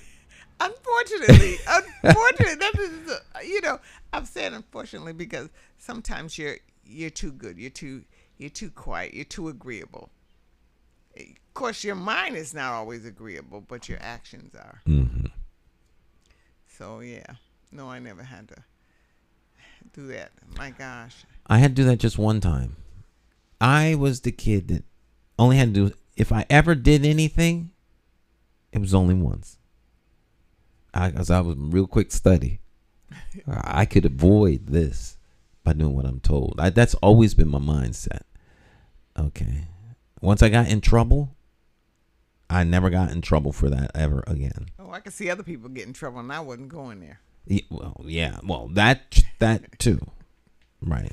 Yes. But sometimes you don't really think, But once you get in trouble, some folk don't mind getting in trouble. That I never understood. Getting same trouble over and over and over and over. That don't make no sense to me. Yes. I had a couple of friends like that. Basically boys. Boys got in trouble. Girls didn't get in that much trouble. Maybe one or two, you might meet a girl that would get in trouble all the time. But most of the time it wasn't the girls. It was always the boys. Now I think it's kind of changed. Yeah, it's changed. Girls get in trouble now. Girls will beat you up. That's right. You didn't see girls. Girls will punch you in your face. Right. That's right. They will hurt you. Yes. They're worse than boys. They're worse than boys. When they fight, they're worse than boys. And then they're gonna keep that grudge. The boys still let it go. But not a girl. She's gonna keep that grudge for a while. Boys have a fight and then they're best friends down the road. Well, it's not that easy with girls. Girls will hold a grudge for a while. I do bear a grudge. Yeah. Yeah. Yeah, but it's a shame. It really is a shame. I think one of the biggest problems we have is that we meddle. People meddle. They meddle in other folks' affairs. I think if people mind their business, if they were more attentive to minding their business, life for everybody would be better. Well, I have this total line. I cross the line, I have this imaginary line that sometimes when I put my foot over, I said, oh, I better step back and get in line. Even little stupid things that other people prefer, but you prefer it the other way, so you're going to do it your way and ignore, and it's their mess, their stuff, and you're going to sort of command them to do it your way. Sometimes you got to step back in the line and look at them and say, oh, I wouldn't do it that way. But you got to keep your mouth shut because it's not you. It's them. It's not, it doesn't have anything to do with you. It's them. That's the way they want it. So let them have it their way. It's their stuff. It doesn't affect you whatsoever. So let it be. So I try to do that. But I sometimes I jump into a lot of doo-doo. But I think a lot of people do. Their opinions, my opinion is the better opinion. That's not what you're thinking. You just want them to do it your way. And people have said, she thinks she knows everything, but you're not thinking, you're thinking you're helping them. You're being. Yeah, let me help you with that. Let me help you with that. Yeah. But sometimes it's not a help. It's not a help. Yeah. Yeah, lady, actually yesterday I had coffee with somebody yesterday. And we were coming out of the coffee place. And the woman asked if either of us knew how to change a tire. Now, that was an interesting question. Because, of course, I do know how to change a tire. But I told her I'm not really good at that. And so She had a flat tire. she needed to change the tire. And now a 25-year-old me would have jumped right out there. But for the first time, it occurred to me that I'm not 25 and that I'm 62 going on 63. And I'll be out there trying to change that tire and pull my back or something like that. And now I'm jacked up big time. And I remember the last time I physically changed a tire. And I couldn't get the lug nuts off. Henry Brown got the lug nuts off. I'm literally standing on the little crowbar trying to get the thing off, and I couldn't get them off. They were on there. And he came and just popped them off of there like there was nothing. And I didn't have the physical strength. You stood out. I'm standing on there. You stood out and it still wouldn't move. Still would move. Yeah, that's how I met Reverend Henry Brown. That's how I met him outside Harvard Public Access Television Station. He was coming there to take a workshop, I think. And he was going there he walked down the street. He says, "You having trouble with that little fella?" You know, something big, muscular people like to say to skinny folk like myself, you know. You having trouble with that little fella? Yeah, actually I am. Yeah, let me give you a hand with that. And he just leaned into it. Bam. Bam. Bam. Yeah, bam, but bam, look bam, at the bam. weight difference. Yeah. I'm standing on it, you know. Lucky I didn't break the lug nut, but it wasn't enough force to break anything because with my little narrow walk, you know, featherweight. So I have changed the tire when my kids were little. I have changed the tire, but I wouldn't like to do it it was not a pleasant thing because I had to remember what my dad said to me. You have to put it under here, where you put the thing. the jack. The jack, you got to. Yeah, if you don't do it right, you got to put the jack in the right place, and so my dad taught me how to do that, and then I changed the tire, but I think I've only done it once or twice, and my kids were really little, and I had no choice. They were just the three of us, so I had no choice. But in case of an extreme emergency, like on the back road someplace, I know how to change it. I'm an aircraft mechanic. I know how to change a tire. But you still need the proper tools, and you need to be able to physically get the tire off the car. Yes, and sometimes that's difficult. Getting those lug nuts. Yeah. I remember in the 50s, we were coming from Rockville in the back roads, and that all these houses weren't there. There was like woods on both sides, and we were coming up probably Ellington Road.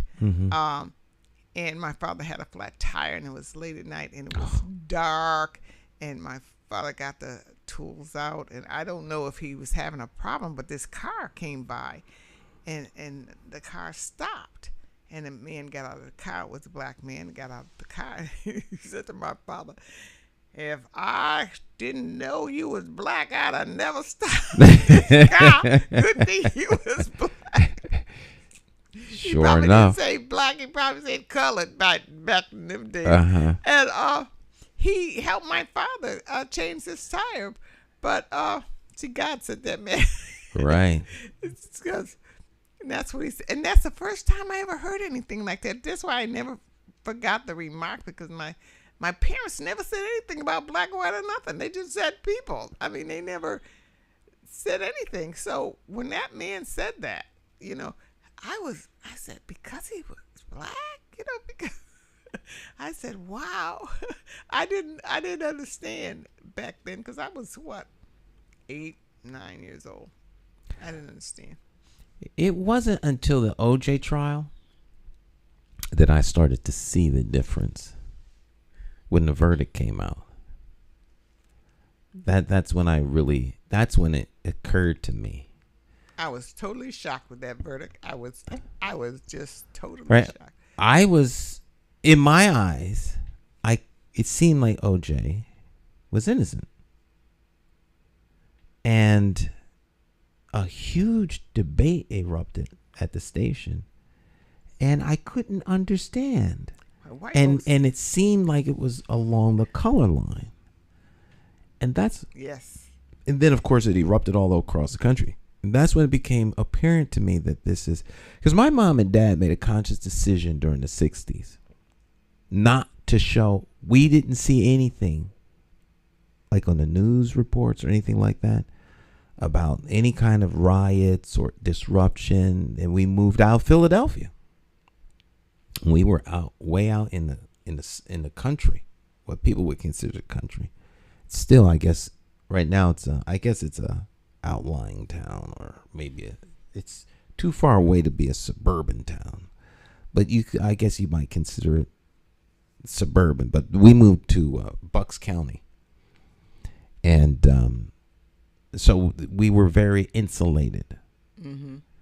And they made a conscious decision. In fact, I need to talk to my dad about that I'd like to get him on videotape talking about that. Because I'd like to know what their thinking was in detail. Because my mother, of course, has passed away, but it would be interesting to get his perspective on that. But they made a conscious decision. Because I think, people see that, and it stays in your mind, and that becomes your reference point. That's your frame by which you see everything. And you don't want to see people in their worst light, because that's now how you recognize them. Everyone is not like this. Those people are like that. And those people are the ones acting out that way. So those are the folks that need to be held accountable. You can't hold accountable everyone for the errors of someone. And so that's how we were kind of brought up and raised. So, I'm much, much more aware of racial prejudice and a separation, of course, now. But back when I was in my early 20s and stuff like that, it didn't seem to be as bad to me. But I was unaware. I was just unaware. We felt it. I felt it. I've always felt it. Mm-hmm. Even when I first started school, when I was around white folks, I felt it. Even integrated church, I felt it. I didn't know how to verbalize it. All I knew is now that I felt it. And when I asked my parents, when I got grown, why didn't you ever tell us? Why didn't you ever prepare us? Because I had no words to express. I knew that I remember going into church and knowing that this lady wasn't like everybody else. That this particular lady, I didn't know why. I just knew that she was. And then when I became 18 and the whole church just blew up racially, then I realized what I was feeling about her. Mm-hmm. Because she was the leader of all of that blow up. Then I knew what it was. But my parents, and I think parents should prepare you, because we have to go out and go to work or go to school, and we're going to bump into these things, and we need to know what we're bumping into, and how they would handle it, and how they would tell us to handle that. We had to learn that all by ourselves after years of getting bumped around. How you handle something like this, because they didn't prepare us to handle that. And in Westbrook Village, everybody was there. Mm-hmm. All races was there. I mean, and we all lived together. Even though some of us were racist, we all lived together in a respectful way. Mm-hmm. So, parents needed to tell. I had to warn my children about something, because if I hadn't, there were sometimes my sons would have been in big trouble if I hadn't talked to them. See, I've and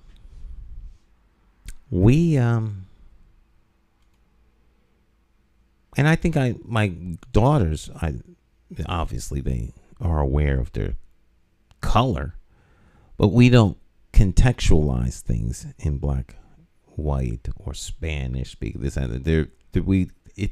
People are people, and we were raised that you are a unique individual. If you ever have an opportunity to lead, never follow. It's different. And so that's how it's different for boys, easier for girls. Different for boys. Even teenage boys are gonna have it hard with the police or anything, white or black. Because they do. See, I never interacted with the police. You have to direct them. Well, you're because they were. It just the idea, the notion. There was never a reason or a cause. We wouldn't see. I would never see the police.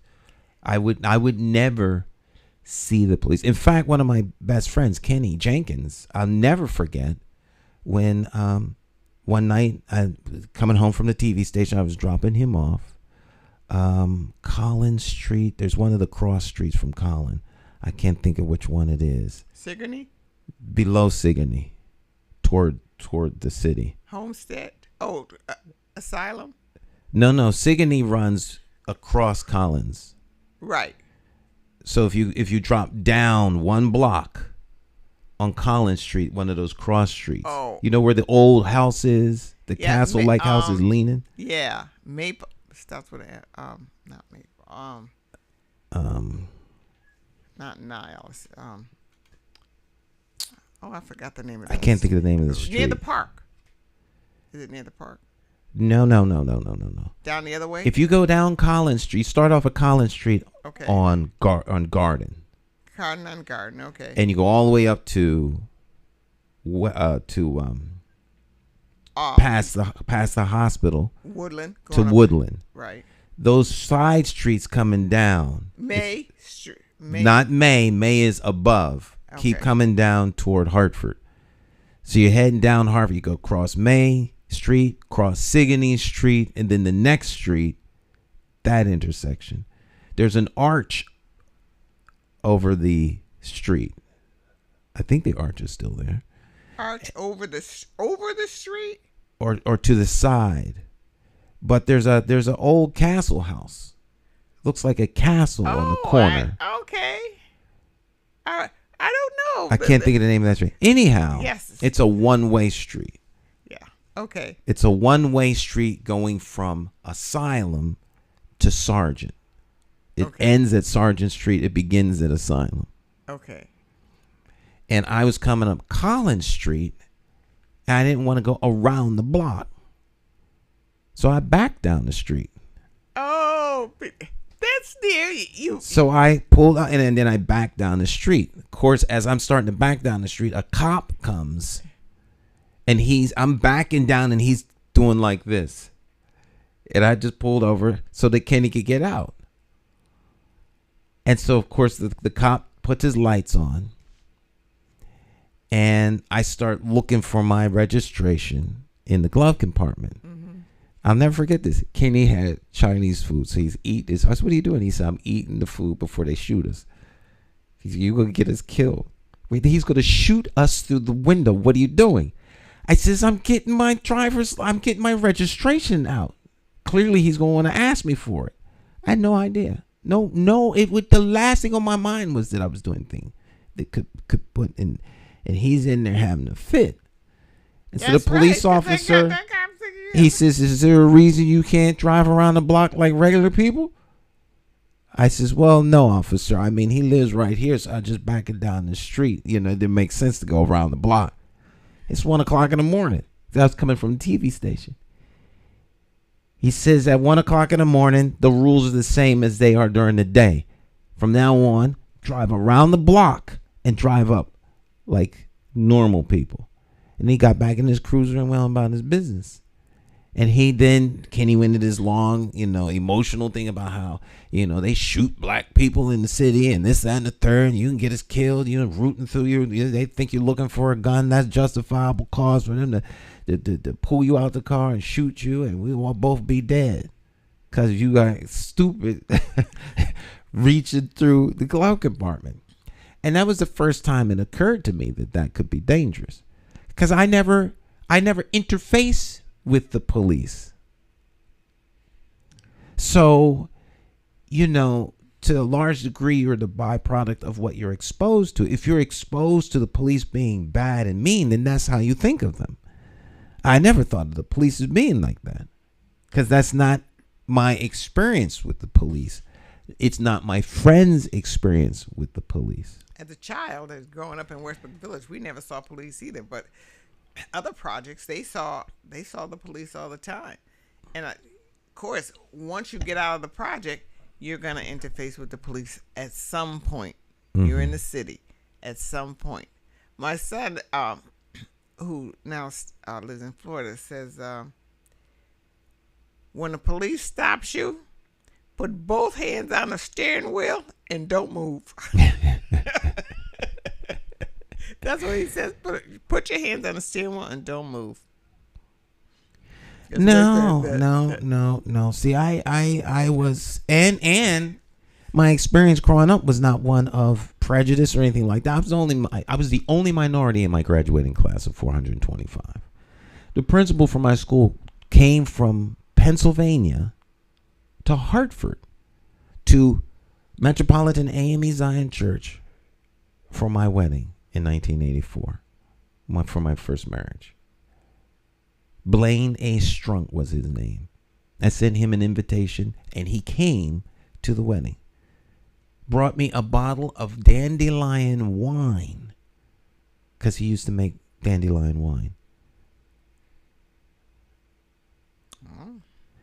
And so my experience at school was, I never was called the N-word. I was never treated badly. I was not picked on.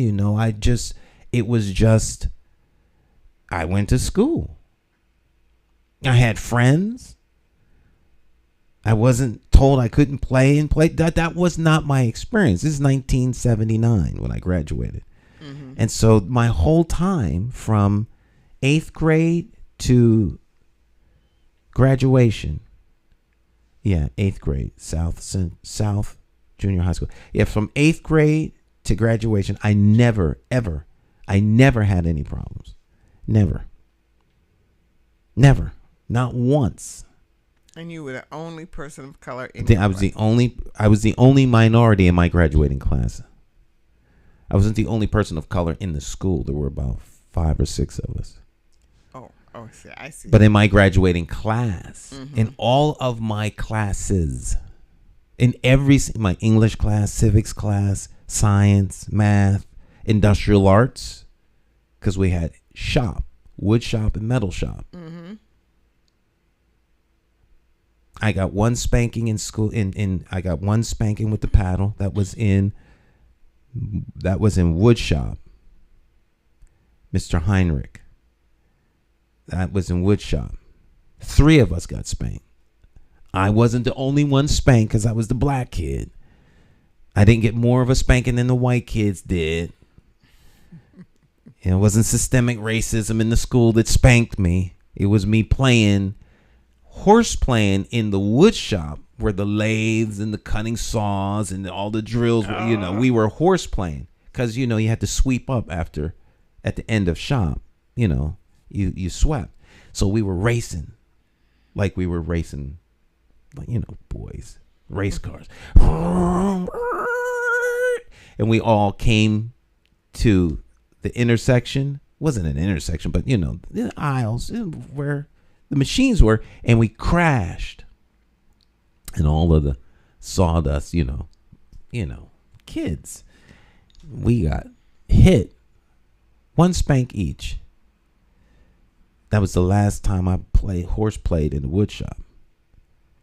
And rightly so. My thumb, my finger, I was making a skateboard and it slipped. Oh. And my finger went right into the little router. Mm-hmm. That'd take me to the hospital. So the rationale and the reason, this is not a place to play. You could get hurt in industrial arts, because people went from there to work at the Gauge. They made gauges in town. The Gauge was a big place where folk worked. So it was a blue collar working class town. Mm-hmm. Percy, Pennsylvania, Sellersville. But so it was a working class town. And folk, I didn't have that. I didn't have a negative experience. I can appreciate that people who have had negative experiences sets the context of how they see things. But everything is not the worst. You can't judge people for where they were at their worst. And to me, people who are racist are manifesting a negative behavior, because that's what they know. So until something happens internally within them, that's who they're gonna be. So okay. You live with it. I'm not trying to change anybody's mind. It would be nice. It would be better for them if they saw things differently. But as long as what they do doesn't directly impact me. All right. Church folk impact me. Anyone that's in a position of decision making at any level impacts us all. Whether they be Catholic, whether they be Satanists, whether they be black, whether they be white, whether they be Spanish speaking, everyone impacts someone.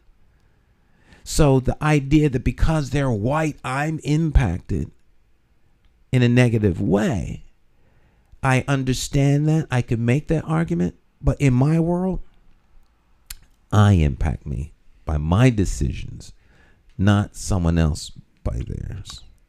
Do you think that America will ever recover from racism?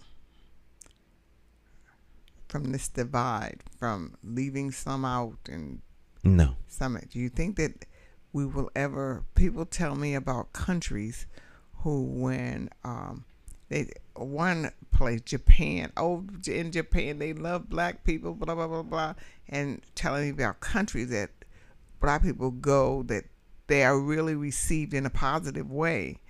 And so there are places where it maybe doesn't exist. I think it does exist in Japan, but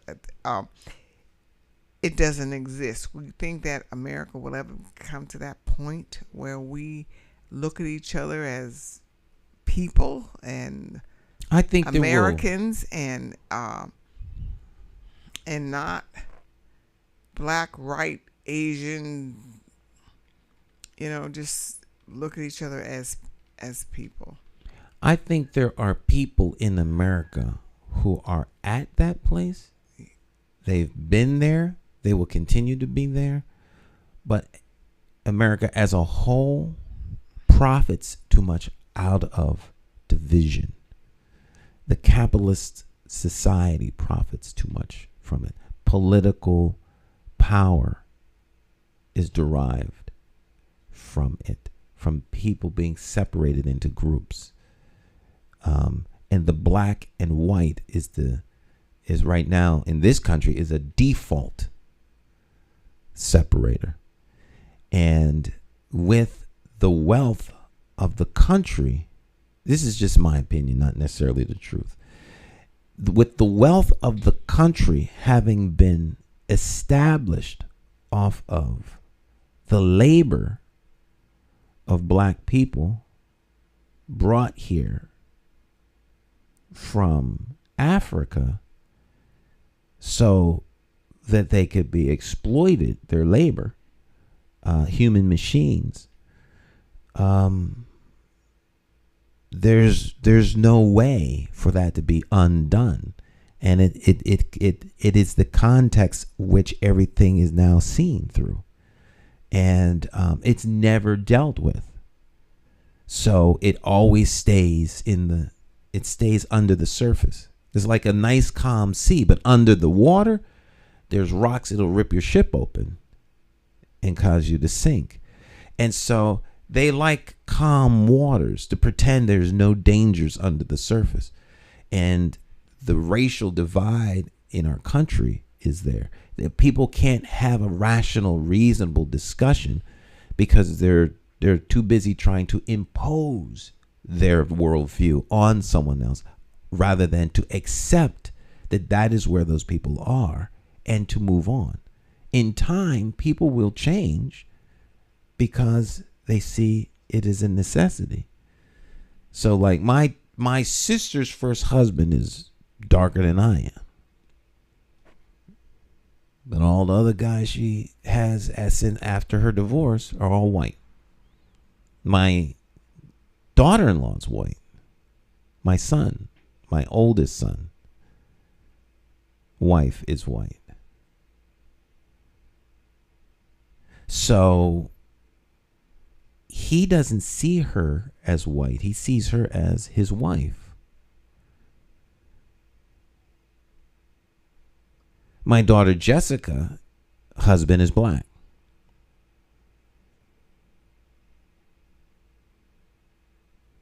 So people resonate and see, people fall in love with who they fall in love with. Mm-hmm. Love doesn't see color. It sees the object of their love. So, and so people see color, and the ones that do, to me, have a marked disadvantage. It's a marked disadvantage. It's like getting in the ring with Yukon women and you're an opposing team. If you see them as Yukon women coached by Gino Auriemma, no one can beat them, then don't come to the game because you're going to lose. What you see are giants in the land and you see no way to defeat them. So now they set the context of your existence. Everyone to be, but guess what? UConn can be beaten, and they have been beaten. Yes. And the people that beat them don't think that way. And so what? They're UConn. What, they don't dribble ball like the rest of us? What? Watch what they do. They can be beat. But you have to think that way. I meet so many people who their mind is crippled by racism. And they're not the racist. Now, some might suggest that they've got some racial issues because it's kind of a reverse thing, but I don't accept that. They are beset by someone else's hatred. That I think that's to me it's fascinating that someone would allow themselves to be beset by someone who is hateful across the room. And the only time I think about them is when I'm either in their presence or at home. Now, how are you going to take this person home with you? They don't live with you, but they're in your head. And they're at home affecting your quality of life because you're giving them that power and authority in your mind. And they everything in your life is passed off to someone who's quote unquote white because they're white or because they're Hispanic. Because as quietly as is kept in Hartford, there's a huge divide between blacks and Spanish speaking, between blacks and the West Indian community. Hartford got some serious problems underneath the water surface. No one talks about them, but it ain't just a black and white thing. The black and white thing becomes a convenient way to talk about those things in ways that other folk don't have to talk about other issues. But no one's really dealing with the problems and the issues that they have. And rather than to deal with those issues, it's easier to point them out and talk about it and make it someone else's bigger problem. But if it affects you, then it is your problem. What power do you have to control a thing other than yourself? I'm the only one that can control what goes on in my head. No one else can control that unless I let them. And so it becomes a way of thinking, or to me, it's a false construct. There's people who don't like folk because they're black. There's some places you wind up going in the woods, you might be swinging from a tree. Stay out the woods. You pull up to a driveway and it got a Confederate flag. Ain't no need to drive up the driveway and ask them why they have a Confederate flag on the front lawn. Keep moving. Keep on moving. I don't care why you got a flag. You come to my house and tell me to get rid of the Last Call magazine? Everybody has things that someone else may not like. I got Bibles in my house. There are people who are highly offended by the Bible. Highly offended by the Bible. Highly. Too bad. Right. In fact, there's a famous drummer in this city. It's not Brother Aku. Brother Abu. So I have to put that out there because he's the most famous drummer in this city. It's not Abu. There's another drummer, and we were at an event, a funeral, and he was there, and I said, "Well, God bless you, brother." He says, "I'd appreciate it if you don't refer to me with that kind of a thing of God bless." And he let me know straight out that he felt that Christianity and the Bible were highly offensive. All right, we cool. And I've worked with him on several occasions since then. Talked to him last week. We can respectfully disagree on some things. We ain't got to be enemies because we disagree on something. Right. You know. You can set me on fire and I'm not going to deny the Bible. Not going to deny what? The Bible. Oh, yes. Or Jesus. That's where I am. But other people who don't agree with that somehow are beneath me or anathema. They have to be sent on, we want to kill them because they don't agree. But that's where people are with race. And when they get to that level, their whole headset around race becomes of religious fervor. Their religion is to hate other people because of their race. They worship it. They think about it. They give homage to it. They support it. They support others that support it. They seek comfort from one another in the struggle. It's a religion. It's a religion. And it's an attempt to appease, I guess, the maker because you're fighting this injustice that can only be imposed on me if I let you. The fact that I can't get a job because I'm black is no different than I can't get a job because the guy is hiring his son. There are 1,001 reasons why someone might give the job to somebody else. Being black is just one of them. Right, so. Now, if the guy says, I'm not hiring you because you're black, well, now you got some resources. The law says that's not acceptable. If he tells you that, depending upon where it is, he could be in big trouble. Now you have to determine how far you want to take that. Quite frankly, I don't want to work for them. It's not a worthwhile use of my time. Let me know now. Just too many places black folk can work happy. It'd be rewarded than to work for someone that don't like it. Suppose I was skinny. Suppose you were skinny? I asked my wife, do I look thin in this? Here we go. You look thin in no matter what you wear because you are skinny, Stan. I try to imagine what I must look like walking down the street, because sometimes I see some skinny people. I say, now that's a skinny person.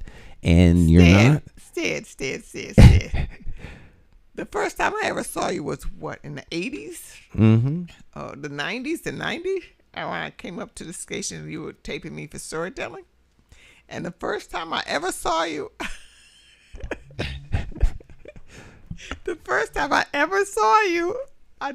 I said, woo! I ain't never seen no one that I ever saw. I ain't never seen no one that skinny. I really have. How many people are skinnier than you? I don't know. I don't see me. And sometimes I can see that I'm skinny, but sometimes, only sometimes. People will say, Cleo, I always see myself as fat, very fat. And people say, well, Cleo, you're not fat. I don't see where you're fat, but I can't see nothing else. I see this, so I'm just trying to not to be fat and all my life. So I try not to think about it anymore, but that's all I see. You're skinny. You're the thinnest person that I know. I don't know anyone thinner than you. Well, there may be people who don't want skinny people working for him. Well, he can't have him here. He's weak. He looks weak. So, I mean, who knows? So, I wouldn't know if someone said, well, we can't hire you because you're too skinny. Then I might think, But people don't generally tell you why. I don't think people are told, I'm not hiring you because you're black. I think we think that's the reason. Because if they actually said it, that would be a problem. Right. So I choose. But we really don't know all the people that we say that don't hire us because we're black. That's not everybody's reason. That is not everybody's reason. That's not everybody's reason. Of course, that sometimes we say that. I don't know why. Do we say it because it makes us feel better that this is unjust, or I don't know. But we say it a lot. I know a guy that didn't know anything about television, came to Harvard Public Access Television, took the workshop, and got hired at Channel 3 for a job that I was told I was unqualified for. Well, now I would say that was... Now, that I would say was because I was black. This is many, many years ago. That I would say was because I was black. But Channel 3 had black people at that time. So he may have had a skill set that I was unaware of. And my assumption was. So we can internalize things as to why I didn't. But in my mind, that was why. And I wasn't dismissive of it.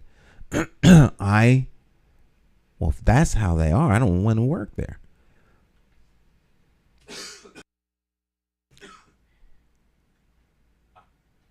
And my cough button.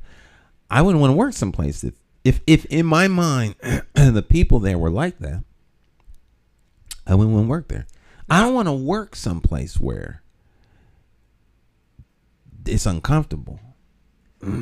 See, I wouldn't take the job. I never thought that, and that's a good mindset. I took a job as a director of religious education in a church where when I was interviewed, I didn't like them. I didn't like it. I was uncomfortable with it. I didn't like it. And yet I took the job. And I didn't like it from never. And finally I did quit. Because it wasn't the place or the job for me to be in that place. And I knew that from the beginning. But I thought I could overcome all of that. But no, that first impression and that interviews are very important because it wasn't a good place for me. And I wish that I had felt better about the place. And I have had jobs where I felt better about the place, but that was the only job that I really felt I shouldn't take this job, and I took it. And it was unpleasant from the beginning.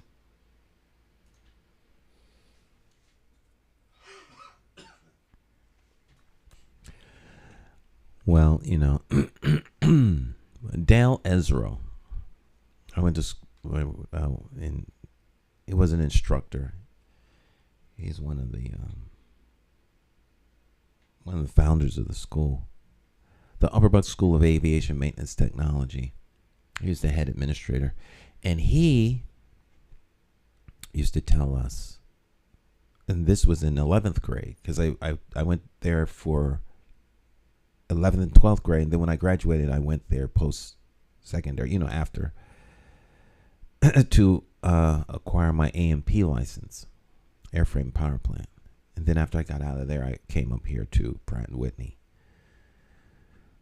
But he used to say, and this is where the mindset comes from him, don't work anywhere that if they would fire you on Friday, you wouldn't go back on Monday and volunteer.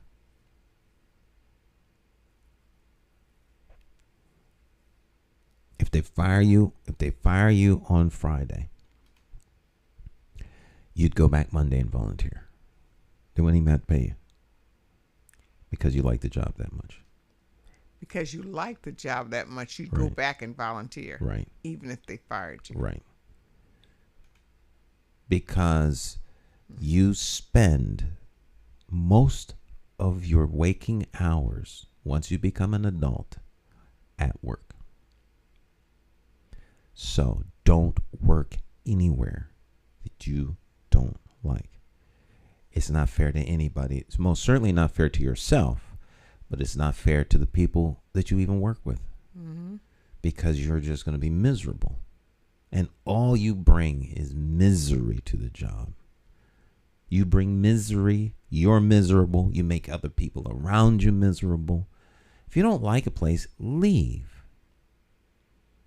You're not on a mission sent by God to change the culture of the place. Because you're not going to. A lot of people who complain about their jobs are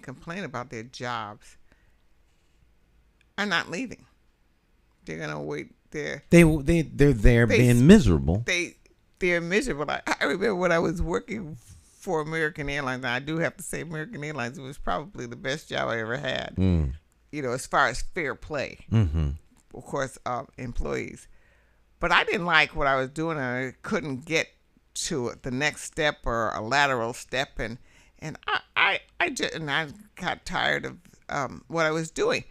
Everybody around me, I don't know one person who didn't complain about American Airlines, the rest of the American Airlines.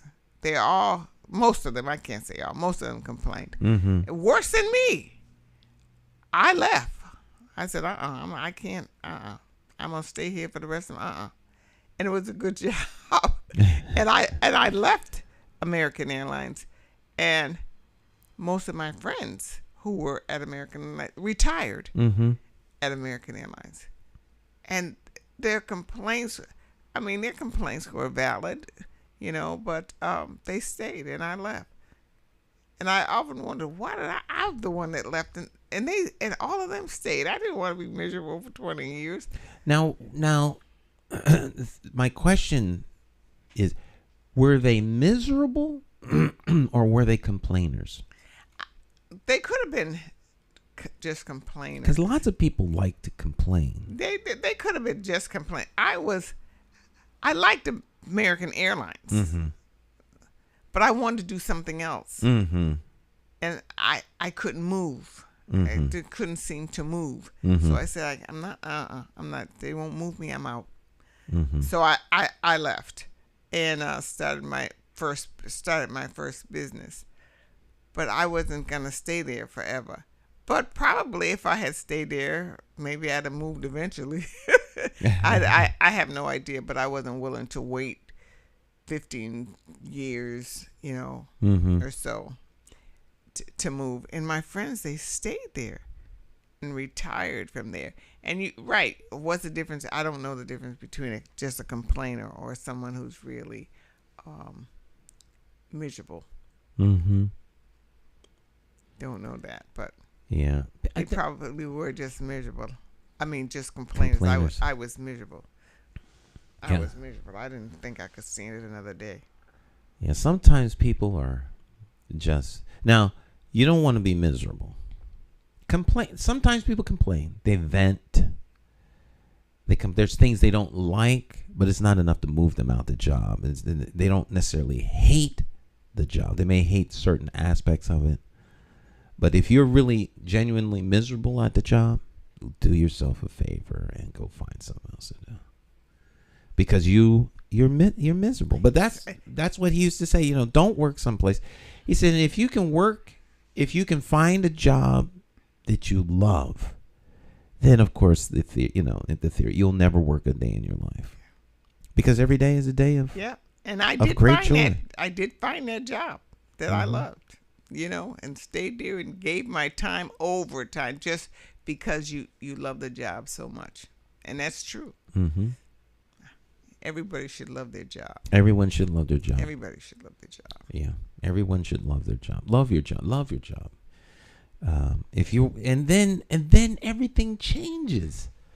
You're excited about going to work. You feel fulfilled. You want to give more.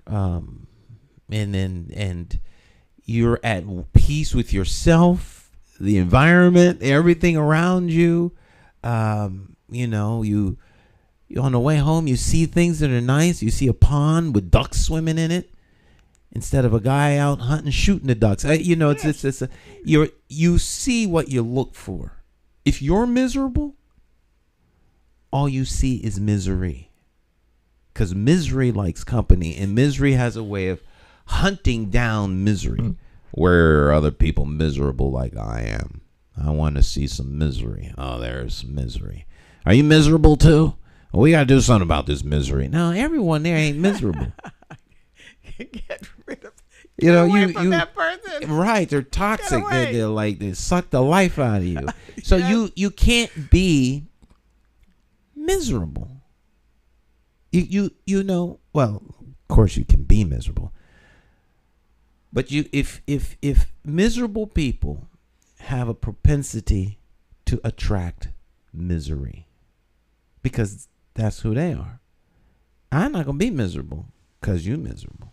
So and you only take so much of that. But you don't know it's your fault. You don't know you're miserable. A lot of people don't know they're miserable because they bring it on themselves, because that's how they look at things, and they don't see the good things around them until they lose them. When they lose it, then they say, "Oh, I wish I was back such and such a place." But we don't know, do we? We don't know that we're making ourselves miserable. I don't think a lot of people consciously know that.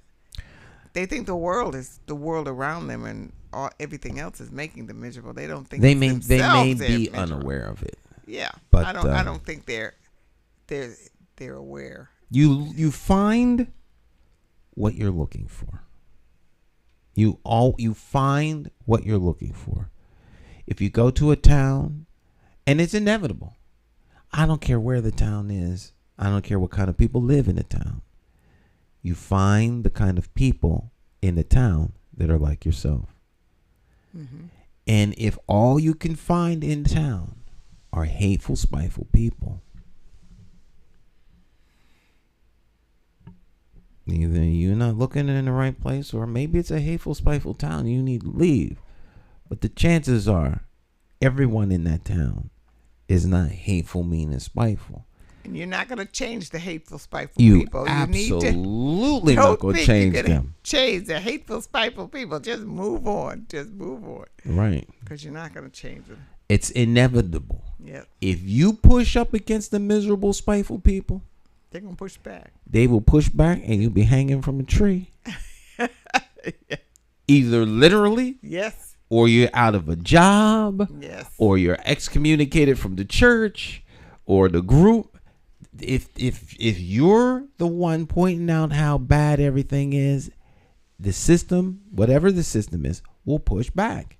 And you're always the one that's going to be on the outside looking in. That's just life. That's life. That's life. That's life. So, you go find your own little pond. Well, that's not how I was brought up. You do this, you do that, and live happily ever after. You do this, you do that, you do this, and you live happily ever after. Well, there's nothing wrong with happily ever after. No, it's not realistic. My mother used to have a sign in her she had this garden room that where she had all her plants. We called it the plant room, but it was like a little greenhouse. It wrapped around the house, and she had on the wall, people tell me I live in my own world. But the nice thing is that everyone there loves me. So, there's nothing wrong with living in your own world. Nothing at all. Nope. No enemies or mean-spirited people in your world. Amen. Well, it's going to be a beautiful weekend. It's a beautiful day out today, that's for sure. Yes, a nice, beautiful breeze out there. Man. Yes, it is. Gorgeous. Nice day. Well, my kids are back in school. I was thinking of going to Ted's, but I can't because I got to pick my children up from school at 2. Back in school. Back. Traffic is heavy again. Back to the old grind. Yeah. School time. Picking up my girls from school. Yeah. At least they get off at the same time now. My one daughter takes the bus to school. And so I pick up the one daughter, then we drive to the bus stop, and then the other daughter's there in like 10 minutes. So that's nice. It's nice. So it reduced my child pickup run from an hour and a half to 2 hours to 30 minutes. Oh, that's and that nice. is a great gift. Yes. Well, I mean, your car talk is cut. Your conversations after. Do you have? I don't know if you and your daughters have the conversation. No, conversations reserved for mom. Oh. They can't wait to get home to mom and unload. They don't unload they you. come. No. We have general conversations. I'm becoming dad now. When they were younger, it was different. We'd go bike riding and all that kind of stuff all the time. Now they talk about girl things. They don't want to talk to me. So I'm dad. I'm good for transportation. The older they get, the more I'm just, Dad, do you really have to talk? I'm trying to read. They haven't said that, but it's coming. It's coming. Yeah. Oh, well. But that's okay. Dad's you'll come back again. Yeah. When they get older. Yeah. I just have to be patient. I'll wait. Yeah. Yeah.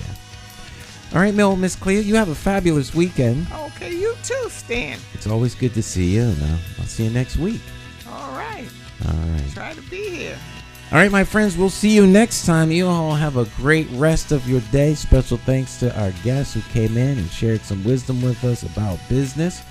You all check out those resources and see what you can do to make business happen for you. We'll see you real soon. Bye-bye.